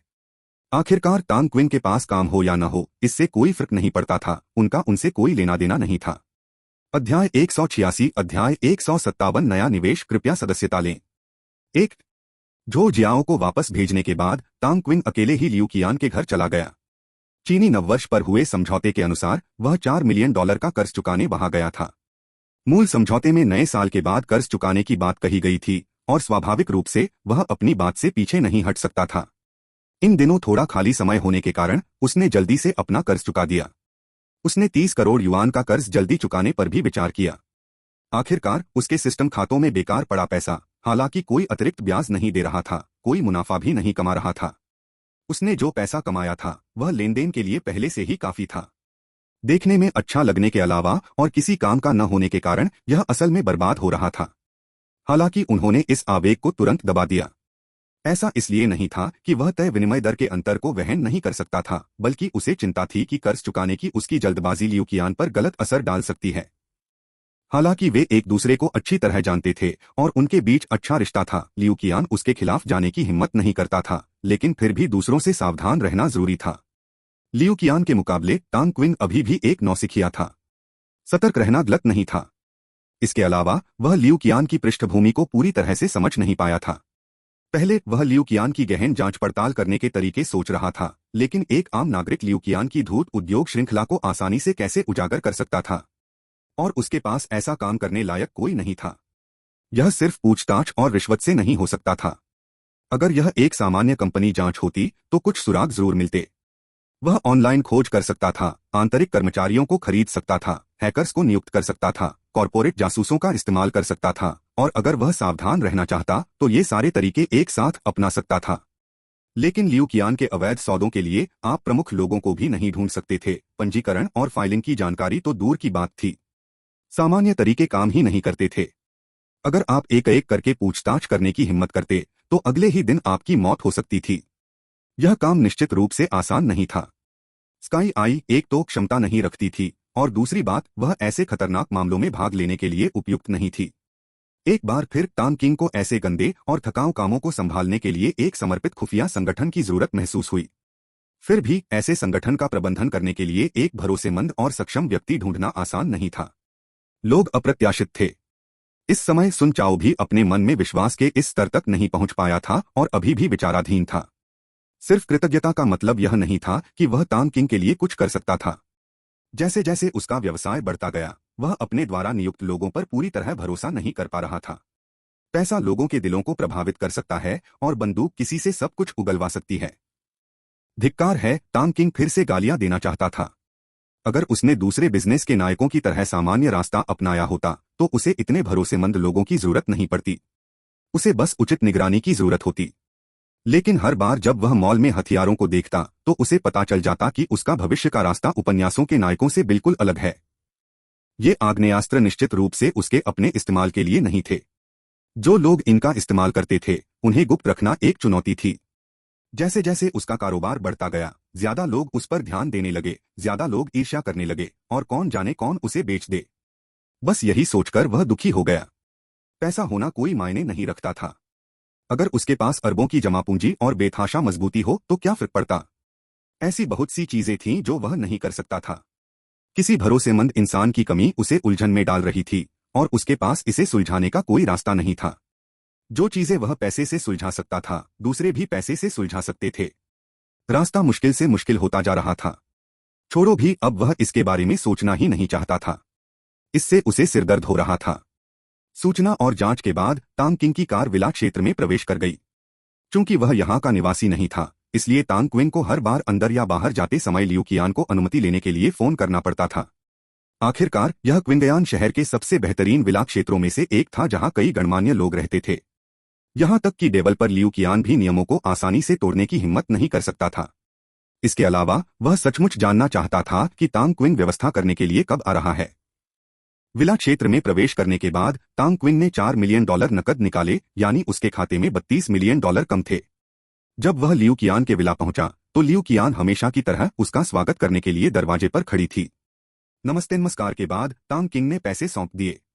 गंगजी और एक अन्य व्यक्ति ने वहीं नोट गिनने शुरू कर दिए। हालांकि रकम ज्यादा नहीं थी और पहले से ही एक स्तर का विश्वास स्थापित हो चुका था, फिर भी बाद में किसी भी विवाद से बचने के लिए बाकी प्रक्रियाएं पूरी करनी जरूरी थीं। स्पष्ट और पारदर्शी ही सबसे अच्छा तरीका था। टांग किंग और लियू कियान चाय की चुस्कियां लेते समय बैंकनोट डिटेक्टर लगातार बजता रहा। अंकल लियू, कर्ज चुकाने के अलावा मैं अपनी कंपनी में आपकी मदद के लिए आपका शुक्रिया अदा करने आया हूं। मुझे उम्मीद नहीं थी कि आप इतनी पहले से तैयारी कर लेंगे, जिससे हमारी बहुत मेहनत बच जाएगी, तांग क्विन ने मुस्कुराते हुए कहा। जब कोई आपका सम्मान करे तो उसे विनम्रता से स्वीकार कर लेना चाहिए। लियू कियान ने चुपचाप उनकी कंपनी का बहुत सारा काम मुफ्त में बचा लिया और स्वाभाविक रूप से उन्होंने सच्चे दिल से आभार व्यक्त किया। अगर लियू कियान के इरादे कुछ और भी थे तो क्या हुआ? भला कौन ऐसे व्यक्ति से बातचीत करना चाहेगा जो उनसे कुछ नहीं चाहता? जैसा कि कहावत है, दूसरों द्वारा इस्तेमाल किए जाने का डर नहीं, बल्कि बेकार समझे जाने का डर होता है। कुछ लोगों को बेकार समझे जाने में बहुत संतुष्टि मिलती है और उनके बारे में कहने को कुछ नहीं होता। इसलिए तांग क्विन को कभी इस बात का डर नहीं रहा कि दूसरे उसके साथ क्यों व्यवहार कर रहे हैं और उसकी मदद क्यों कर रहे हैं। क्योंकि उन्होंने मदद की, इसलिए यह एक उपकार था। एक बार चुकाने के बाद उनका रिश्ता धीरे धीरे मजबूत होता गया। अगर आप मना कर देते तो उन्हें लग सकता था कि कहीं आप उनसे कोई शिकायत तो नहीं रखते, ठीक वैसे ही जैसे किसी उपकार के लिए उपहार देते समय। अगर आप स्वीकार कर लेते हैं तो उन्हें राहत तो मिलती है, लेकिन गलती करने की चिंता भी होती है। वरना आप ही चिंतित रहते हैं, डरते हैं कि कहीं वे अपना सर्वश्रेष्ठ प्रदर्शन न कर पाए। अध्याय 157 नया निवेश। कृपया सदस्यता लें। 2. दुनिया सचमुच बेतुकी है, लेकिन यह तार्किक भी है। हाँ, ये तो मामूली बातें हैं। औपचारिकताओं की कोई जरूरत नहीं है। आखिरकार मैं अपने मातहतों को वेतन मिलने के बाद यूं ही बेकार नहीं छोड़ सकता। लगता है आपका निवेश प्रोजेक्ट काफी प्रभावशाली है। आपने इतनी जल्दी अपना निवेश वसूल कर लिया। लियू कियान खिलखिलाकर हंसा। पहले भी उसने तांग क्विन के खाते से आने वाले पैसों का पता लगाने की नाकाम कोशिश की थी। वो 30 करोड़ युआन उसे नहीं मिले और पता नहीं कहाँ चले गए। यह उसकी गलती नहीं है कि वह इसका पता नहीं लगा सका। अब तांग क्विन ही उसका सबसे अहम डॉलर में नकदी का आपूर्ति करता है और वह ध्यान दिए बिना नहीं रह सकता। आखिरकार अनजान परिस्थितियों वाले साथी के साथ काम करने से हमेशा पर्दा उठाने की उत्सुकता जागती है। उनके सवाल में तांग क्विन की निवेश परियोजना के प्रति गहरी दिलचस्पी भी छिपी है। वह इस संगठन को बेहतर ढंग से समझना चाहते थे, हालांकि यह संकेत सूक्ष्म रूप से दिया गया था, जिससे दोनों पक्षों को अपनी रणनीति बनाने की पूरी गुंजाइश मिल गई। तांग क्विन खुलासा करें या न करें, इसमें कोई शर्मिंदगी नहीं होगी, खासकर यह देखते हुए कि इस बातचीत का एक गहरा अर्थ था। माना जाता है कि उन्होंने रेनमिनबी में उधार लिया था और डॉलर में चुकाया था। घरेलू निवेश से वह इतने डॉलर कैसे वसूल कर सकते हैं? हालांकि लियू कियान को विश्वास है कि तांग क्विन उनके तर्कहीन बयान को समझ जाएंगे। हम मुख्यतः वित्तीय निवेश में लगे हैं, जिससे स्वाभाविक रूप से धन की शीघ्र वसूली होती है। अगर हम औद्योगिक क्षेत्र में निवेश कर रहे होते तो यह एक अथाह गड्ढा होता, ठीक वैसे ही जैसे शेंगतांग अभी है। कौन जाने हम कब मुनाफा कमाना शुरू करेंगे? तांग क्विन हंस पड़ी। लियू कियान की पूछताछ सुनकर तांग क्विन ने बिना किसी हिचकिचाहट के सीधे सच्चाई का एक हिस्सा बता दिया, जिससे लियू कियान की जिज्ञासा कुछ हद तक शांत हो गई। उसे पहले से ही शक था कि लियू कियान उस खाते पर नजर रख रहा है जिसका इस्तेमाल वह पैसे ट्रांसफर के लिए करता था, लेकिन उसे इसकी कोई परवाह नहीं थी। जैसे वह लियू कियान के एक्सचेंज कारोबार की जांच करना चाहता था, वैसे ही सब एक ही नाव में सवार हैं। नाराज होने की कोई वजह नहीं है, इसलिए उसने लियू कियान की जिज्ञासा शांत करने के लिए एक हल्का सा इशारा किया। लियू कियान कभी अंदाजा नहीं लगा पाएगा कि वह असल में किस तरह के निवेश में शामिल है। हाँ, उद्योग इसी तरह काम करते हैं। छोटे तांग, अगर तुम्हें धन कमाने का कोई मौका मिले तो अपने चाचा को मत भूलना, लियू कियान ने कहा। तांग क्विन को विषय बदलते हुए कुछ अस्पष्ट और जानकारीहीन बात करते देख लियू कियान उसे एक छोटी लोमड़ी समझने से खुद को रोक नहीं पाया। हालांकि यह एक तारीफ थी। उसकी उम्र में एक उत्कृष्ट युवा पीढ़ी को उभरते देखना खुशी की बात है। कोई बात नहीं, अगर हमारे पास पैसे की कमी हुई तो मैं तुम्हें बुला सकता हूं। लेकिन पहले मैं यह स्पष्ट कर दूं कि हम तुम्हें निवेश पर रिटर्न देंगे और तुम्हारी संतुष्टि सुनिश्चित करेंगे, लेकिन निवेश की सामग्री गोपनीय रहेगी, तांग क्विन ने कहा। उसने यह बात सिर्फ लियू कियान को चुप कराने के लिए नहीं कही, बल्कि खुद के लिए एक विकल्प भी छोड़ दिया। हालांकि उसके खाते में काफी पैसा था, लेकिन वह इस बात की गारंटी नहीं दे सकता था कि भविष्य में पैसे की कमी नहीं होगी। बैंक से लोन लेना बहुत झंझट भरा होगा, जबकि लियू कियान से उधार लेना एक बेहतर विकल्प होगा। जरूरत पड़ने पर वह ऊंची ब्याज दर पर भी पैसा दे सकता है। सीधे उधार लेने की बजाय लियू कियान से निवेश के रूप में पैसा लेना ज्यादा आसान है। अच्छा, मैं तुम्हारे यही कहने का इंतजार कर रहा था, लियू कियान हंसा।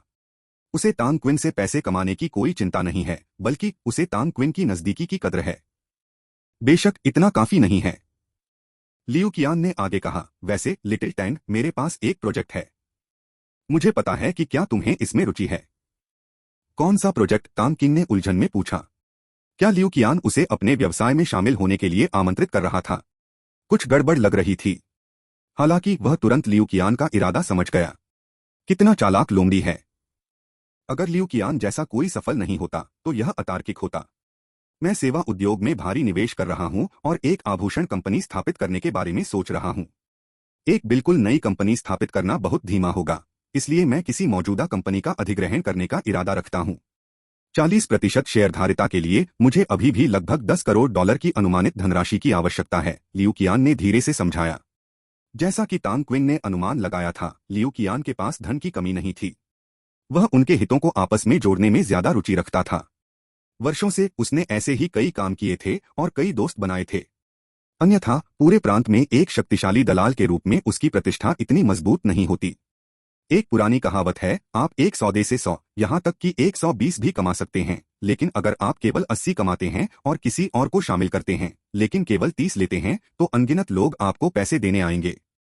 कुछ विचार विमर्श के बाद तांग क्विन ने सहमति जताते हुए कहा, कोई बात नहीं, हम तैयारी कब शुरू करेंगे? अभी उसके पास बहुत पैसा है और अच्छे निवेश के अवसर ढूंढना आसान नहीं है। अनुभवी व्यवसायी लियू कियान का मार्गदर्शन पाना उसके लिए स्वागत योग्य है। जहां तक शेयरों वगैरह की बात है तो उसे कोई आपत्ति नहीं थी। सीधे शब्दों में कहें तो ज्वेलरी कंपनी और शेंग टैंग उसके मुख्य उद्योग नहीं हैं, तो कम या ज्यादा शेयर रखने का क्या मतलब है? अगर आप महत्व को मापें तो भी ये दोनों कंपनियां मिलकर भी स्काई आई कंसल्टेंसी जितनी महत्वपूर्ण नहीं हैं, जिसकी कीमत मात्र करोड़ों में है। संक्षेप में, यह पैसा सिर्फ लियू कियान के साथ उसके रिश्ते को गहरा करने के लिए है। घरेलू तौर पर उसे खुद को आश्वस्त करने के लिए एक सुरक्षा नेटवर्क बनाने के लिए भी पैसे खर्च करने होंगे। दूसरे शब्दों में, उसे अपना खुद का नेटवर्क चाहिए। वह अपने चाचा को परेशान नहीं करना चाहता और आपसी हितों पर आधारित रिश्ता पारिवारिक रिश्तों से ज्यादा विश्वसनीय और टिकाऊ होता है। अगले सोमवार बस कुछ लोगों को मेरी कंपनी के प्रांतीय मुख्यालय भेज दो और उनका स्वागत हो जाएगा, लियू कियान हंसा। तांग क्विन को सहमत देखकर वह बहुत खुश हुआ। तथाकथित पारस्परिक लाभ में जोखिम साझा करना भी शामिल है, इसलिए वह इसे नुकसान नहीं मानता। ठीक है, मेरी एक कंपनी है जो ऐसे कामों में माहिर है। मैं उन्हें समय आने पर अंकल लियू की टीम से संपर्क करवा दूंगा, तांग क्विन ने सिर हिलाया। ऐसी घटनाएं अक्सर हो सकती हैं। यह स्काई आई की क्षमताओं को परखने और निखारने का भी एक अच्छा मौका है। वह मुनाफा कमा पाएगा या नहीं, यह गौण है। उसे अपनी लागत वसूलने की कोई जल्दी नहीं है। ओह, तुम्हारे पास ऐसी संगति है। शाबाश लिटिल टैंग, तुम वाकई किसी तूफान से पहले की तैयारी कर रहे हो, लियू कियान ने आश्चर्य व्यक्त किया। उसे उम्मीद नहीं थी कि टैंग किंग के पास ऐसी संगति होगी, लेकिन यह अच्छी बात थी क्योंकि वह बस टैंग किंग को कुछ प्रतिभाएं ढूंढने के बारे में कुछ सलाह देने के बारे में सोच रहा था। अब लगता है कि इसकी जरूरत नहीं है। यह तो बस थोड़ी सी खिलवाड़ है, तांग किंग ने विनम्रता से कहा। है ना? करोड़ों की कंपनी सिर्फ खिलवाड़ नहीं कर रही है। डॉलर की रकम की पुष्टि करने के बाद तांग क्विन ने माफी मांगते हुए कहा कि उसे कुछ काम करने हैं। लियू कियान ने उसे रोका नहीं। चीनी नव वर्ष के ठीक बाद उसका समय कीमती था। अक्सर शारीरिक नहीं बल्कि मानसिक प्रयास की जरूरत होती थी। उसे बहुत सी बातों पर विचार करना था, कई रिश्तों को संभालना था, कई बार जाना था और कंपनी के कई काम निपटाने थे। सफलता की एक कीमत जरूर चुकानी पड़ती है। तांग किंग अपनी कंपनी वापस जाने के बाद सुन चाओ को घसीटकर हान लेंग के घर ले गया।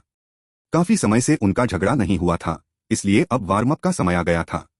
बेशक तांग किंग उन दोनों से फिर से हार गया। उसकी हिम्मत नहीं हुई कि वह अपनी पूरी ताकत लगा दे, लेकिन उसके बिना वह जीत नहीं सकता था। एक बार जब उसने अपना लेवल 2 जेनेटिक लॉक खोल लिया तो वह जरूर उन्हें उसी तरह से जवाब देगा। अगले दिन भी तांग किंग बेकार नहीं बैठी। कुछ परिचित ग्राहकों ने उसे रात के खाने पर आमंत्रित किया, जिनमें झांग डोंगकिंग भी शामिल था। अंत में लू जियानहुई और झो ली भी आ गए। झांग डोंगकिंग लू जियानहुई को जानता था और लू जियानहुई झो ली के पड़ोसी हुआ करते थे, इसलिए वे एक दूसरे को भी जानते थे। आखिरकार तांग किंग ने सोचा कि चूंकि वे सभी एक दूसरे को जानते हैं तो क्यों न एक साथ बैठकर खाना खाया जाए। अगर हितों का टकराव न हो तो इससे उसे अलग अलग मीटिंग शेड्यूल करने की झंझट से छुटकारा मिल जाएगा। वह जितना हो सके इसे टालता रहा, लेकिन अगर हो सके तो सब कुछ एक साथ निपटाना पसंद करता था, क्योंकि उसे झंझट पसंद नहीं थी। शाम को तांग किंग हान लेंग के घर रात के खाने के लिए नहीं रुका। हान लेंग के घर पर नहाकर और कपड़े बदलकर तांग किंग वांग यान के घर रात के खाने के लिए चला गया। अब आपात स्थिति के लिए हमेशा की तरह उसकी कार की डिक्की में कई जोड़ी कपड़े रहते थे। चीनी नववर्ष के दौरान उसने वांग यान के परिवार को नववर्ष की शुभकामनाएं देने के लिए फोन किया और उन्होंने उसे गर्मजोशी से खाने पर आमंत्रित किया। उसने उस समय वादा किया था, इसलिए वह जाने से नहीं बच सका। टांग किंग को ऐसा महसूस हो रहा था कि वह सचमुच एक कामकाजी वयस्क की तरह जीवन जीने लगा है, यहाँ तक कि उसके दुर्लभ अवकाश के दिन भी विभिन्न गतिविधियों, सामाजिक कार्यक्रमों और रात्रिभोज पार्टियों से भरे हुए थे। बहरहाल कम से कम इन 2 दिनों में वह कमोबेश उन सभी से मिल चुका था जिनसे उसे मिलना था। अब वह शांति से स्कूल जा सकता था। इस पल टांग किंग को एक बार फिर एहसास हुआ कि पढ़ाई कितनी आसान और आनंददायक होती है, जिसमें हाथ में किताबें और ग्रेड के अलावा किसी चीज की चिंता नहीं होती। लेकिन लोगों को बड़ा होना होगा। समाज में रहते हुए कोई व्यक्ति अपने भाग्य का स्वामी नहीं होता। वह वास्तव में नहीं जानता था कि भविष्य में उसके पास कितना निजी समय होगा। अध्याय 188 अध्याय 158 उन्नयन व्यापक सेवा केंद्र 1। अगले दिन वरिष्ठ वर्ष का दूसरा सेमेस्टर शुरू हुआ। टांग किंग स्कूल के गेट पर खड़ा था। आधे महीने से भी ज्यादा समय बाद अपने सहपाठियों से मिलकर टांग क्विन को गर्मजोशी और लालसा का एहसास हुआ। इस साल कई ऐसी चीजें हुई जो उसकी उम्र में नहीं होनी चाहिए थीं। उसने पहली बार बंदूक चलाई, पहली बार किसी की हत्या की, गिरोहों और गुंडों से जूझा, कई दावतों में शामिल हुआ, कंपनियों में निवेश किया, वगैरह वगैरह। इन अनुभवों पर विचार करने से उसे खुशी नहीं बल्कि उलझन का एहसास हुआ। शायद बड़ा होना हमेशा अच्छा नहीं होता। वह हर दिन अपना स्कूल बैग लेकर स्कूल जाना, कक्षाओं में जाना और खाली समय में दिवास्वप्न देखना पसंद करता था। अब जब वह अचानक उस अपेक्षाकृत मासूम परिसर में वापस आ गया था, लड़ाई झगड़ों और कामधंधों से दूर, बिना किसी के खिलाफ साजिश रचे या निजी स्वार्थों की चिंता किए साधारण काम करते हुए, तो उसे स्कूल वाकई अच्छा लगने लगा। उसे बस एक अच्छा छात्र बनने की जरूरत थी। यह सोचकर टांग किंग हंस पड़ा। शायद यही मानव स्वभाव का आत्मपीड़ावादी गुण था। दूसरों के पास न होने वाली चीजों का मालिक होना, दूसरों से ईर्ष्या करने वाला जीवन जीना, अपने साथियों के बीच शिखर पर खड़ा होना, वह मूलतः जीवन का विजेता था। फिर भी वह एक साधारण जीवन की कामना करता था। शायद उसने अपने मानक बहुत ऊंचे कर लिए थे। मैं अधिकाधिक साधारण होता जा रहा हूं, टांग किंग ने खुद का मजाक उड़ाया। बूढ़े टांग, तुम स्कूल के गेट पर खड़े क्या कर रहे हो? सुंदरियों को देख रहे हो? तभी टांग किंग के कंधे पर एक हाथ पड़ा। उसे आवाज देखकर यह समझने की जरूरत नहीं पड़ी कि वह ली काई ही था। मैं चांद को देख रहा हूं, टांग किंग ने बिना सिर घुमाए बेपरवाही से जवाब दिया। चले जाओ, दिन में चांद कहाँ दिखता है? रुको, सच में एक धुंधला चांद है। ली काई टांग किंग का मजाक उड़ाने ही वाला था कि तभी उसे आसमान में चांद का एक धुंधला सा निशान दिखाई दिया। हालांकि वह धुंधला था, लेकिन जहां वे रहते थे वहां सर्दियों की सुबह आसमान में सूरज और चांद को एक साथ देखना कोई असामान्य बात नहीं थी। हाँ, चलो क्लास चलते हैं, टांग क्विन ने मुस्कुराते हुए कहा। अपनी भावनाओं को काबू में करने के बाद वह तेजी से कैंपस की ओर चल पड़ा। वर्तमान को संजोना ही सबसे अच्छा था। ली काई ने तुरंत उसका पीछा किया। बूढ़े टांग, क्या तुमने अपना शीतकालीन अवकाश का होमवर्क पूरा कर लिया है? मुझे बाद में कुछ कॉपी करने दो, मैंने अभी भी इसे पूरा नहीं किया है, ली काई ने टांग किंग के साथ मिलते हुए कहा। टांग क्विन ने हंसते हुए कहा, मैं ऐसा क्यों करूंगा? मैंने तो एक उंगली भी नहीं हिलाई। क्या? तुम? ली काई ने हैरानी से टांग क्विन को देखा।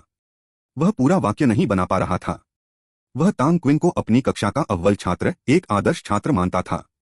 टांग क्विन द्वारा उसके शीतकालीन अवकाश के होमवर्क को पूरी तरह से नजरअंदाज करने से उसे झटका लगा। लेकिन उसे एहसास हुआ कि टांग क्विन के शैक्षणिक प्रदर्शन को देखते हुए क्या उसे वो असाइनमेंट करने की जरूरत भी थी।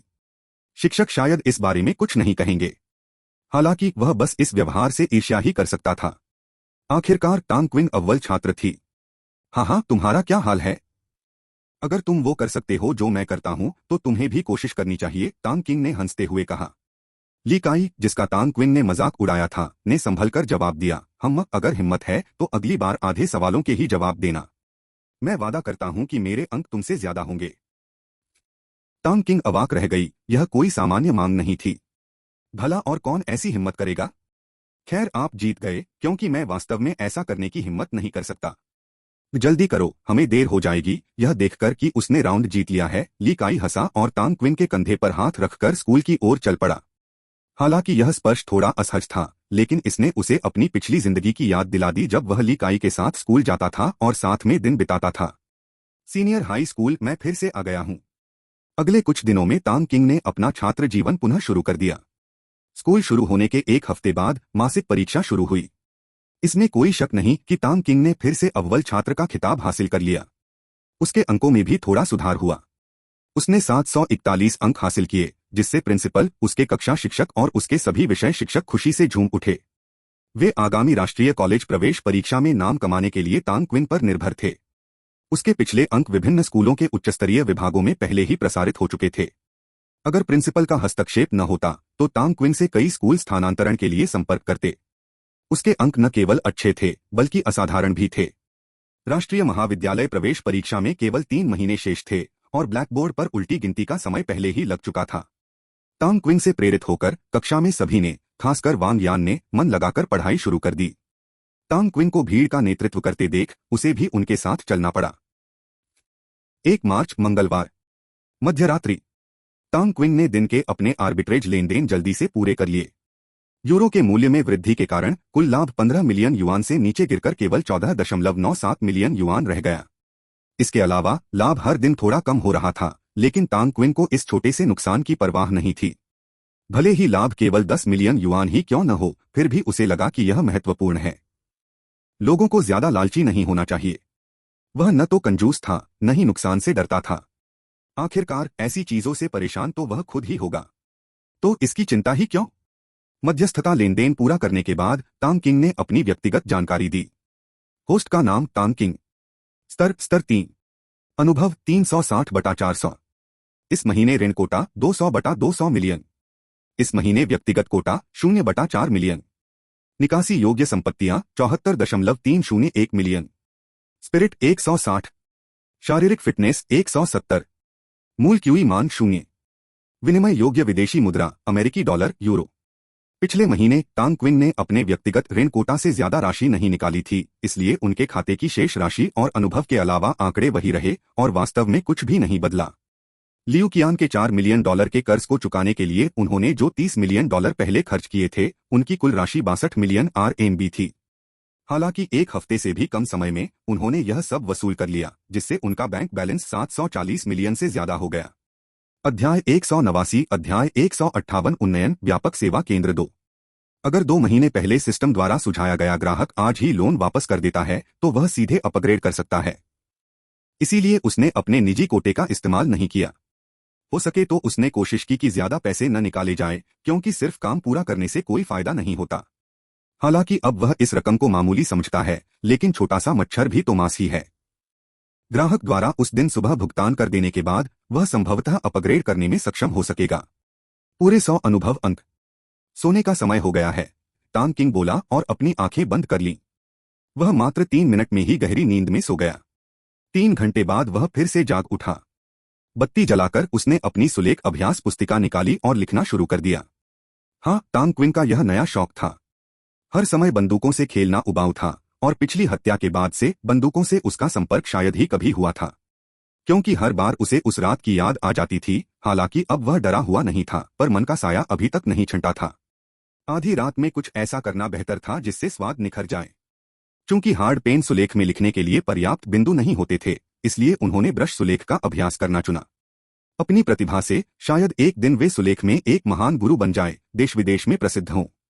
वे सुलेख संघ में शामिल हो सकते हैं और कभी कभी दिखावा भी कर सकते हैं, यह अच्छा होगा। इस तरह तांग किंग भोर तक लिखने का अभ्यास करता रहा।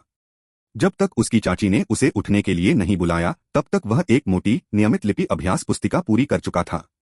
इसमें कोई दो राय नहीं थी। अपने शरीर पर सटीक नियंत्रण और जुनूनी बाध्यकारी मांसपेशी स्मृति का उपयोग करते हुए उसने हर स्ट्रोक में पूरी कुशलता से महारत हासिल कर ली, जिससे उसकी प्रगति तेज हो गई। इस बार अपग्रेड करने के लिए तांग किंग ने तुरंत छुट्टी ले ली और शेंगतांग स्थित अपने आलीशान कार्यालय में आ गया। वह वहीं बैठा संगीत सुनता रहा और डूजियाओं के अपनी तरफ से काम पूरा करने का इंतजार करता रहा। जब तक दूसरी तरफ से कर्ज चुकाया जाता, सिस्टम से एक संकेत मिलता रहता। 10:35 हो रहे थे। जनवरी में अनुशंसित ग्राहकों का पुनर्भुगतान पूरा हो गया है। सिस्टम ने 10.1 मिलियन मूलधन और ब्याज काट लिया है। शेष 10,000 होस्ट के व्यक्तिगत खाते में स्थानांतरित कर दिए गए हैं। कृपया जांच करें। सिस्टम की आवाज सुनाई दी। यह सुनने के बाद तांग किंग ने जल्दी से अपनी व्यक्तिगत जानकारी की जांच की। होस्ट का नाम तांग किंग। स्तर 4। अनुभव 60/800। इस महीने का ऋण कोटा 0/4 मिलियन। इस महीने का व्यक्तिगत कोटा 0/800,000 + 40। निकासी योग्य संपत्तियां 7.4382 मिलियन। स्पिरिट 160। शारीरिक फिटनेस 170। मूल क्यूई मान 40। विनिमय योग्य विदेशी मुद्रा अमेरिकी डॉलर यूरो येन। अपग्रेड करने के बाद सिस्टम ने उसे 800,000 नकद इनाम दिए। साथ ही लोन चुकाने वाले ग्राहक से मिले ब्याज के साथ उसने 810,000 युआन अतिरिक्त कमाए। लेकिन उसे इस छोटी सी रकम में बढ़ोतरी का एहसास नहीं हो रहा था। पर्सनल लोन कोटा समझना आसान था। पर्सनल लोन का कोटा तो जमा किया जा सकता था, लेकिन अगले महीने का नहीं। सिर्फ जो कोटा इस्तेमाल नहीं हुआ था उसे ही बचाया जा सकता था, यानी सिर्फ 400,000। अगली बार जब लोन की जरूरत पड़ी तो सबसे पहले इसी का इस्तेमाल किया गया। हालांकि तांग किंग को निराशा इस बात से हुई कि अपग्रेड करने के बाद उसे केवल येन बदलने का अधिकार मिला। अन्य मुद्राओं की तुलना में येन में कोई अंतर्पणन स्थान नहीं था। इस संतुलित विनिमय दर पर वह क्या कमा सकता था? खैर, अमेरिकी डॉलर और यूरो होना तो ठीक था। एक पल के लिए निराश होने के बाद तांग किंग ने उसे नजरअंदाज कर दिया। ज्यादा देर तक नकारात्मकता पालने से कोई फायदा नहीं होता। सिस्टम को तो वैसे भी आपकी भावनाओं की परवाह नहीं होती, तो फिर खुद को तकलीफ देने की क्या जरूरत। फिर तांग किंग ने मूल क्यूई मान को आत्मा और शारीरिक फिटनेस में बराबर जोड़ दिया। अंत में आत्मा 200 हो गई और शारीरिक फिटनेस 190 हो गई। जीन लॉक खोलने के लिए उसे बस 10 की कमी थी। अगली बार उसे थोड़ा ज्यादा निकालना था। लेकिन ऊपर बताई गई हर बात उसकी उम्मीदों के मुताबिक थी, जिसका कोई मतलब नहीं था। वह असल में यह जानना चाहता था कि लेवल 4 सिस्टम के साथ कौन कौन से अतिरिक्त कार्य खुलेंगे। तांग किंग ने अपनी आंखें बंद कर लीं। तांग किंग ने कुछ देर तक सिस्टम इंटरफेस के आसपास खोजबीन की। यकीनन मॉल के आइकन के बगल में एक और प्रभावशाली आइकन अचानक प्रकट हो गया था। इस डिजाइन को देखते हुए तांग किंग ने व्यंग्य किया, बेकार रेटिंग। फिर तांग किंग ने मानसिक रूप से आदेश देकर उस आइकन को खोला। आइकन में मौजूद सामग्री को देखकर तांग किंग आश्चर्यचकित हो गया। समग्र सेवा केंद्र, केवल ये 6 साधारण शब्द विराम चिन्ह भी उन्होंने स्वयं ही जोड़े थे, इसके अलावा और कुछ नहीं था। व्यापक सेवा केंद्र, ये क्या अजीब है। तांग किंग ने सीधे उस पर क्लिक किया और एक डायलॉग बॉक्स सामने आ गया। अनुभूति संवाद बॉक्स की सामग्री को देखते हुए तांग किंग मदद नहीं कर सका, लेकिन एक सांस ले सका। यह सुनिश्चित नहीं कर सका कि वह आश्चर्यचकित था या दुखी था। जब जे लो के पहनावे ने सबको अवाक कर दिया, अच्छे अर्थ में नहीं। हर ब्यूटी, तांग किंग अंदर ही अंदर कोस रहा था।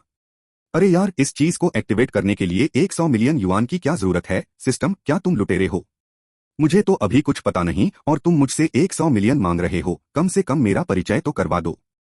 सिस्टम, मुझे यह समझा, यह व्यापक सेवा केंद्र किस लिए है? तांग किंग ने सीधे पूछा। नमस्ते होस्ट, व्यापक सेवा केंद्र एक अलग स्थान पर स्थित एक भवन विनिमय परियोजना है। इसका मुख्य कार्य होस्ट के लिए विभिन्न सेवाएं प्रदान करना है, जैसे मुद्रा समाशोधन, डेटा भंडारण, खुफिया विश्लेषण, लड़ाकू प्रेषण, वैज्ञानिक अनुसंधान, उत्पादन, भंडारण आदि। सक्रियण की स्थिति RMB 100 मिलियन है। होस्ट के स्तर प्रतिबंध के कारण वर्तमान में केवल लड़ाकू प्रेषण क्षेत्र ही खुला है, सिस्टम ने उत्तर दिया।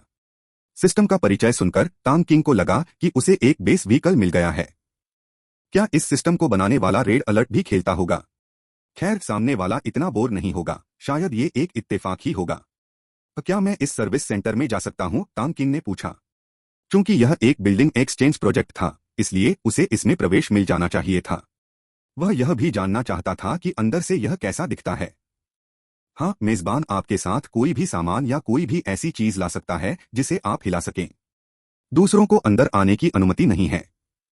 अगर मेजबान किसी और को जबरदस्ती अंदर लाने की कोशिश करता है तो प्रतिदिन के हिसाब से RMB 10 मिलियन का शुल्क लगेगा। व्यापक सेवा केंद्र के गैर भंडारण क्षेत्रों में मेजबान द्वारा छोड़े गए किसी भी सामान पर प्रति घन इकाई प्रतिदिन RMB 1 मिलियन का शुल्क लगेगा, सिस्टम ने जवाब दिया। तो जल्दी से मुझे अंदर ले चलो और देखो, 10 करोड़ निकाल लो, तांग किंग ने जल्दी से कहा।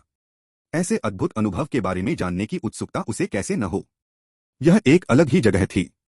व्यवस्था और भी शानदार होती जा रही थी। जहां तक बाहरी व्यक्ति के 1 करोड़ के दैनिक शुल्क की बात है, हालांकि यह महंगा था, फिर भी वह लोगों को अंदर लाने की कोई योजना नहीं बना रहा था। महंगा होना या न होना, इससे उसका कोई लेना देना नहीं था। वह बाहरी लोगों को ऐसी बात कैसे बता सकता था? भंडारण शुल्क की बात तो उसे कोई परवाह ही नहीं थी। भंडारण शुल्क डकैती जितना महंगा था, कौन अपने पास सामान रखेगा? मुझे माफ करना मेजबान, 100 मिलियन व्यापक सेवा केंद्र के लिए सक्रियण की शर्त है। कॉम्बैट डिस्पैच सेंटर को सक्रिय करने के लिए भी 100 मिलियन RMB की आवश्यकता होती है, सिस्टम ने फिर कहा। धिक्कार है, तुम मुझे लूट रहे हो, सीधे 20 करोड़ की मांग कर रहे हो। तांग किंग निराश हुए बिना नहीं रह सका। मेरे पास तो बस इतनी ही दौलत है। दरवाजे में घुसने के लिए तुमने झट से मुझसे 20 करोड़ छीन लिए।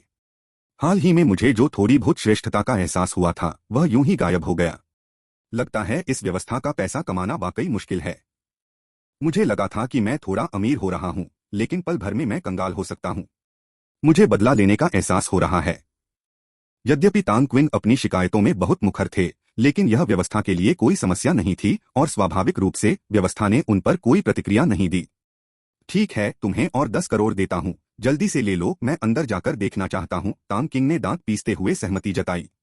वह और क्या कर सकता था? सिस्टम ही मालिक है, चाहो तो ले लो। अगर मैं इसे खो दूंगा तो वापस कमा लूंगा। मुझे उम्मीद है कि मुझे भविष्य में और पैसे खर्च नहीं करने पड़ेंगे, वरना मैं सचमुच आजादी से पहले वाले दौर में वापस चला जाऊंगा। लेकिन दूसरी तरफ इस कीमत में ऐसी जगह वाकई सस्ती है। उसे यह महंगा नहीं लगा, बस इसने उसकी दौलत आधी कर दी थी, इससे नुकसान कैसे न होता। लियू कियान के 30 करोड़ रुपए घटाने के बाद उसके पास खुद के 40 करोड़ से थोड़ा ज्यादा ही बचता, और उसने उसका आधा हिस्सा गवा दिया था।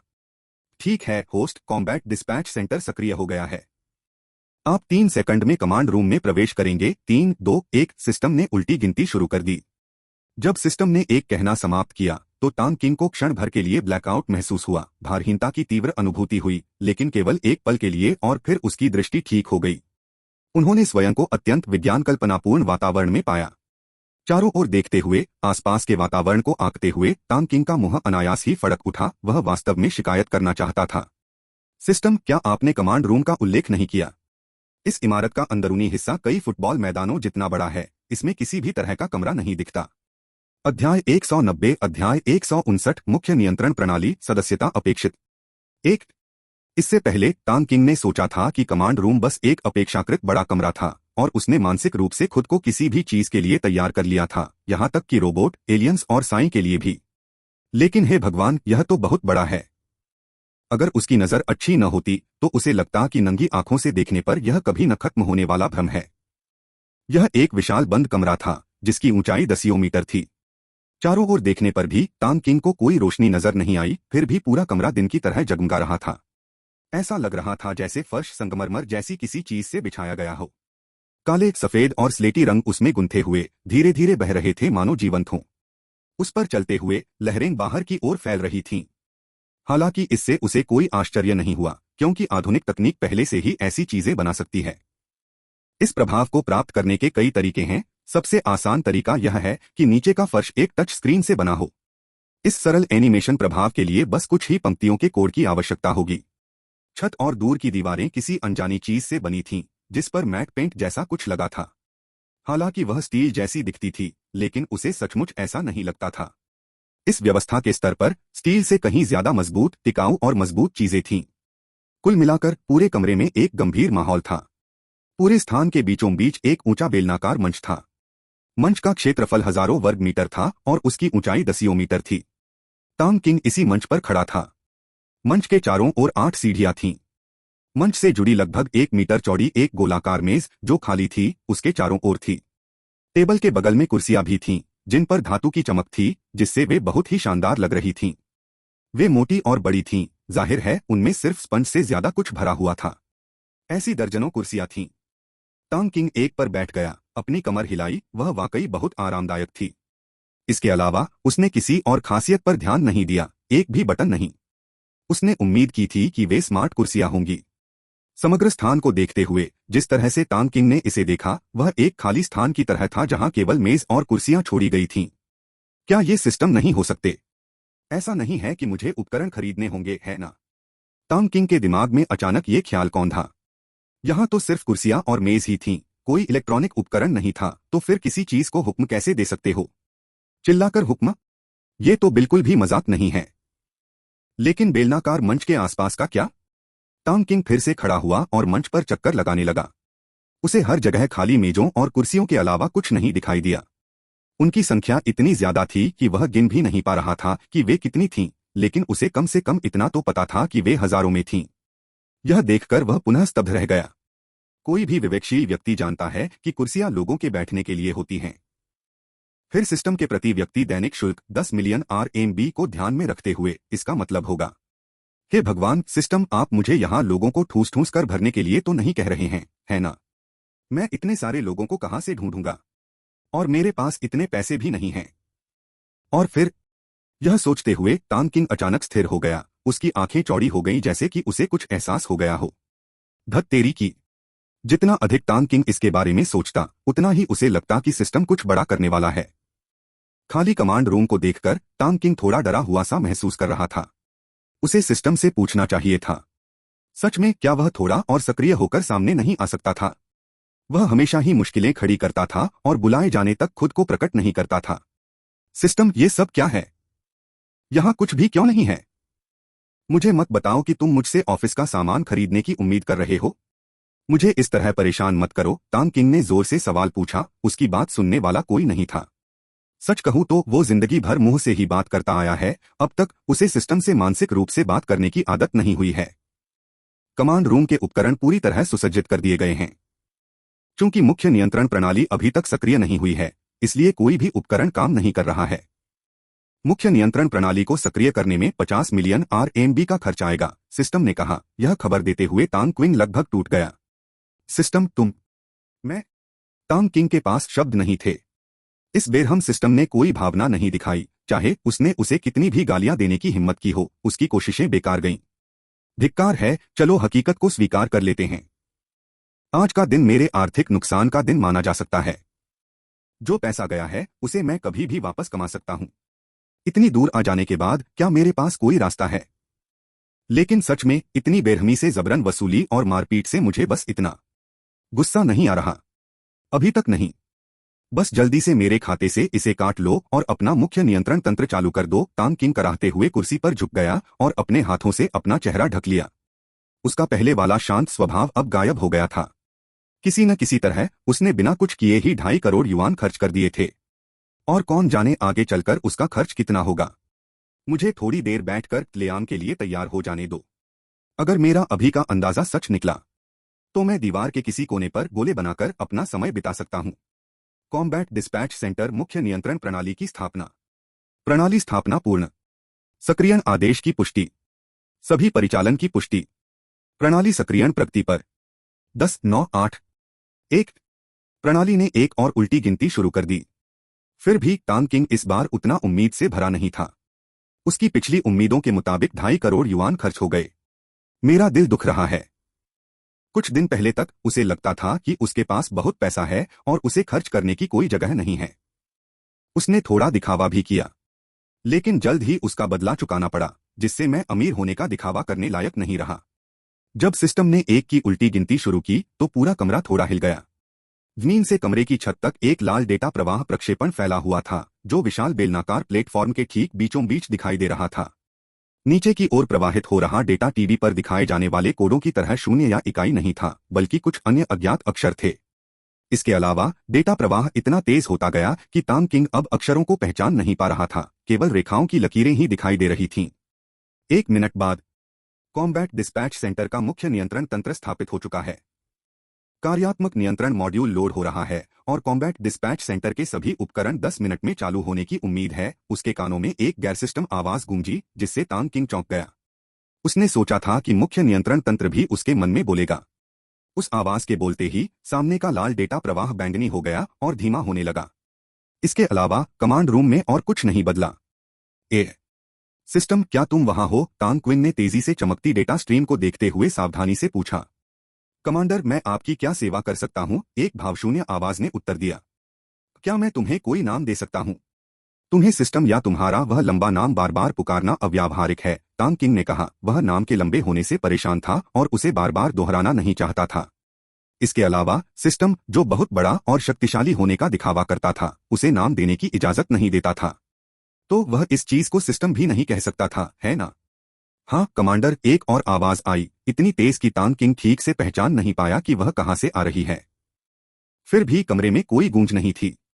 इस ध्वनि प्रभाव प्रक्रिया ने उसे स्वीकृति में सिर हिलाकर अभिवादन किया। तो मैं तुम्हें लिटिल टू कहूंगा। कैसा लग रहा है? तांग किंग ने उत्साह से कहा। सिस्टम के प्रति उसके मन में तब से ही नाराजगी पनप रही थी। चूंकि सिस्टम उसे नाम देने की इजाजत नहीं दे रहा था, इसलिए उसने अपनी भड़ास इस पर निकाली, जिससे कुछ हद तक मानसिक संतुलन बना रहा। कॉम्बैट डिस्पैच सेंटर के मुख्य नियंत्रण प्रणाली का नाम बदलकर लिटिल टू रखा जा रहा है। कृपया पुष्टि करें कमांडर। पुष्टि करें, तांग किंग ने कहा। पुष्टि स्वीकार है। कमांडर, मैं आपकी क्या सेवा कर सकता हूं? लिटिल टू ने उत्तर दिया। यह सुनकर टांग किंग को राहत मिली। हालांकि वह सिस्टम का फायदा नहीं उठा सकता था, लेकिन अब वह इस छोटी सी चीज पर अपना दबदबा कायम कर सकता था। यही तो बात है। वैसे तुम भी बिल्कुल उस सिस्टम जैसे हो। अगर मैं नहीं पूछूंगा तो तुम बोलोगे नहीं, है ना?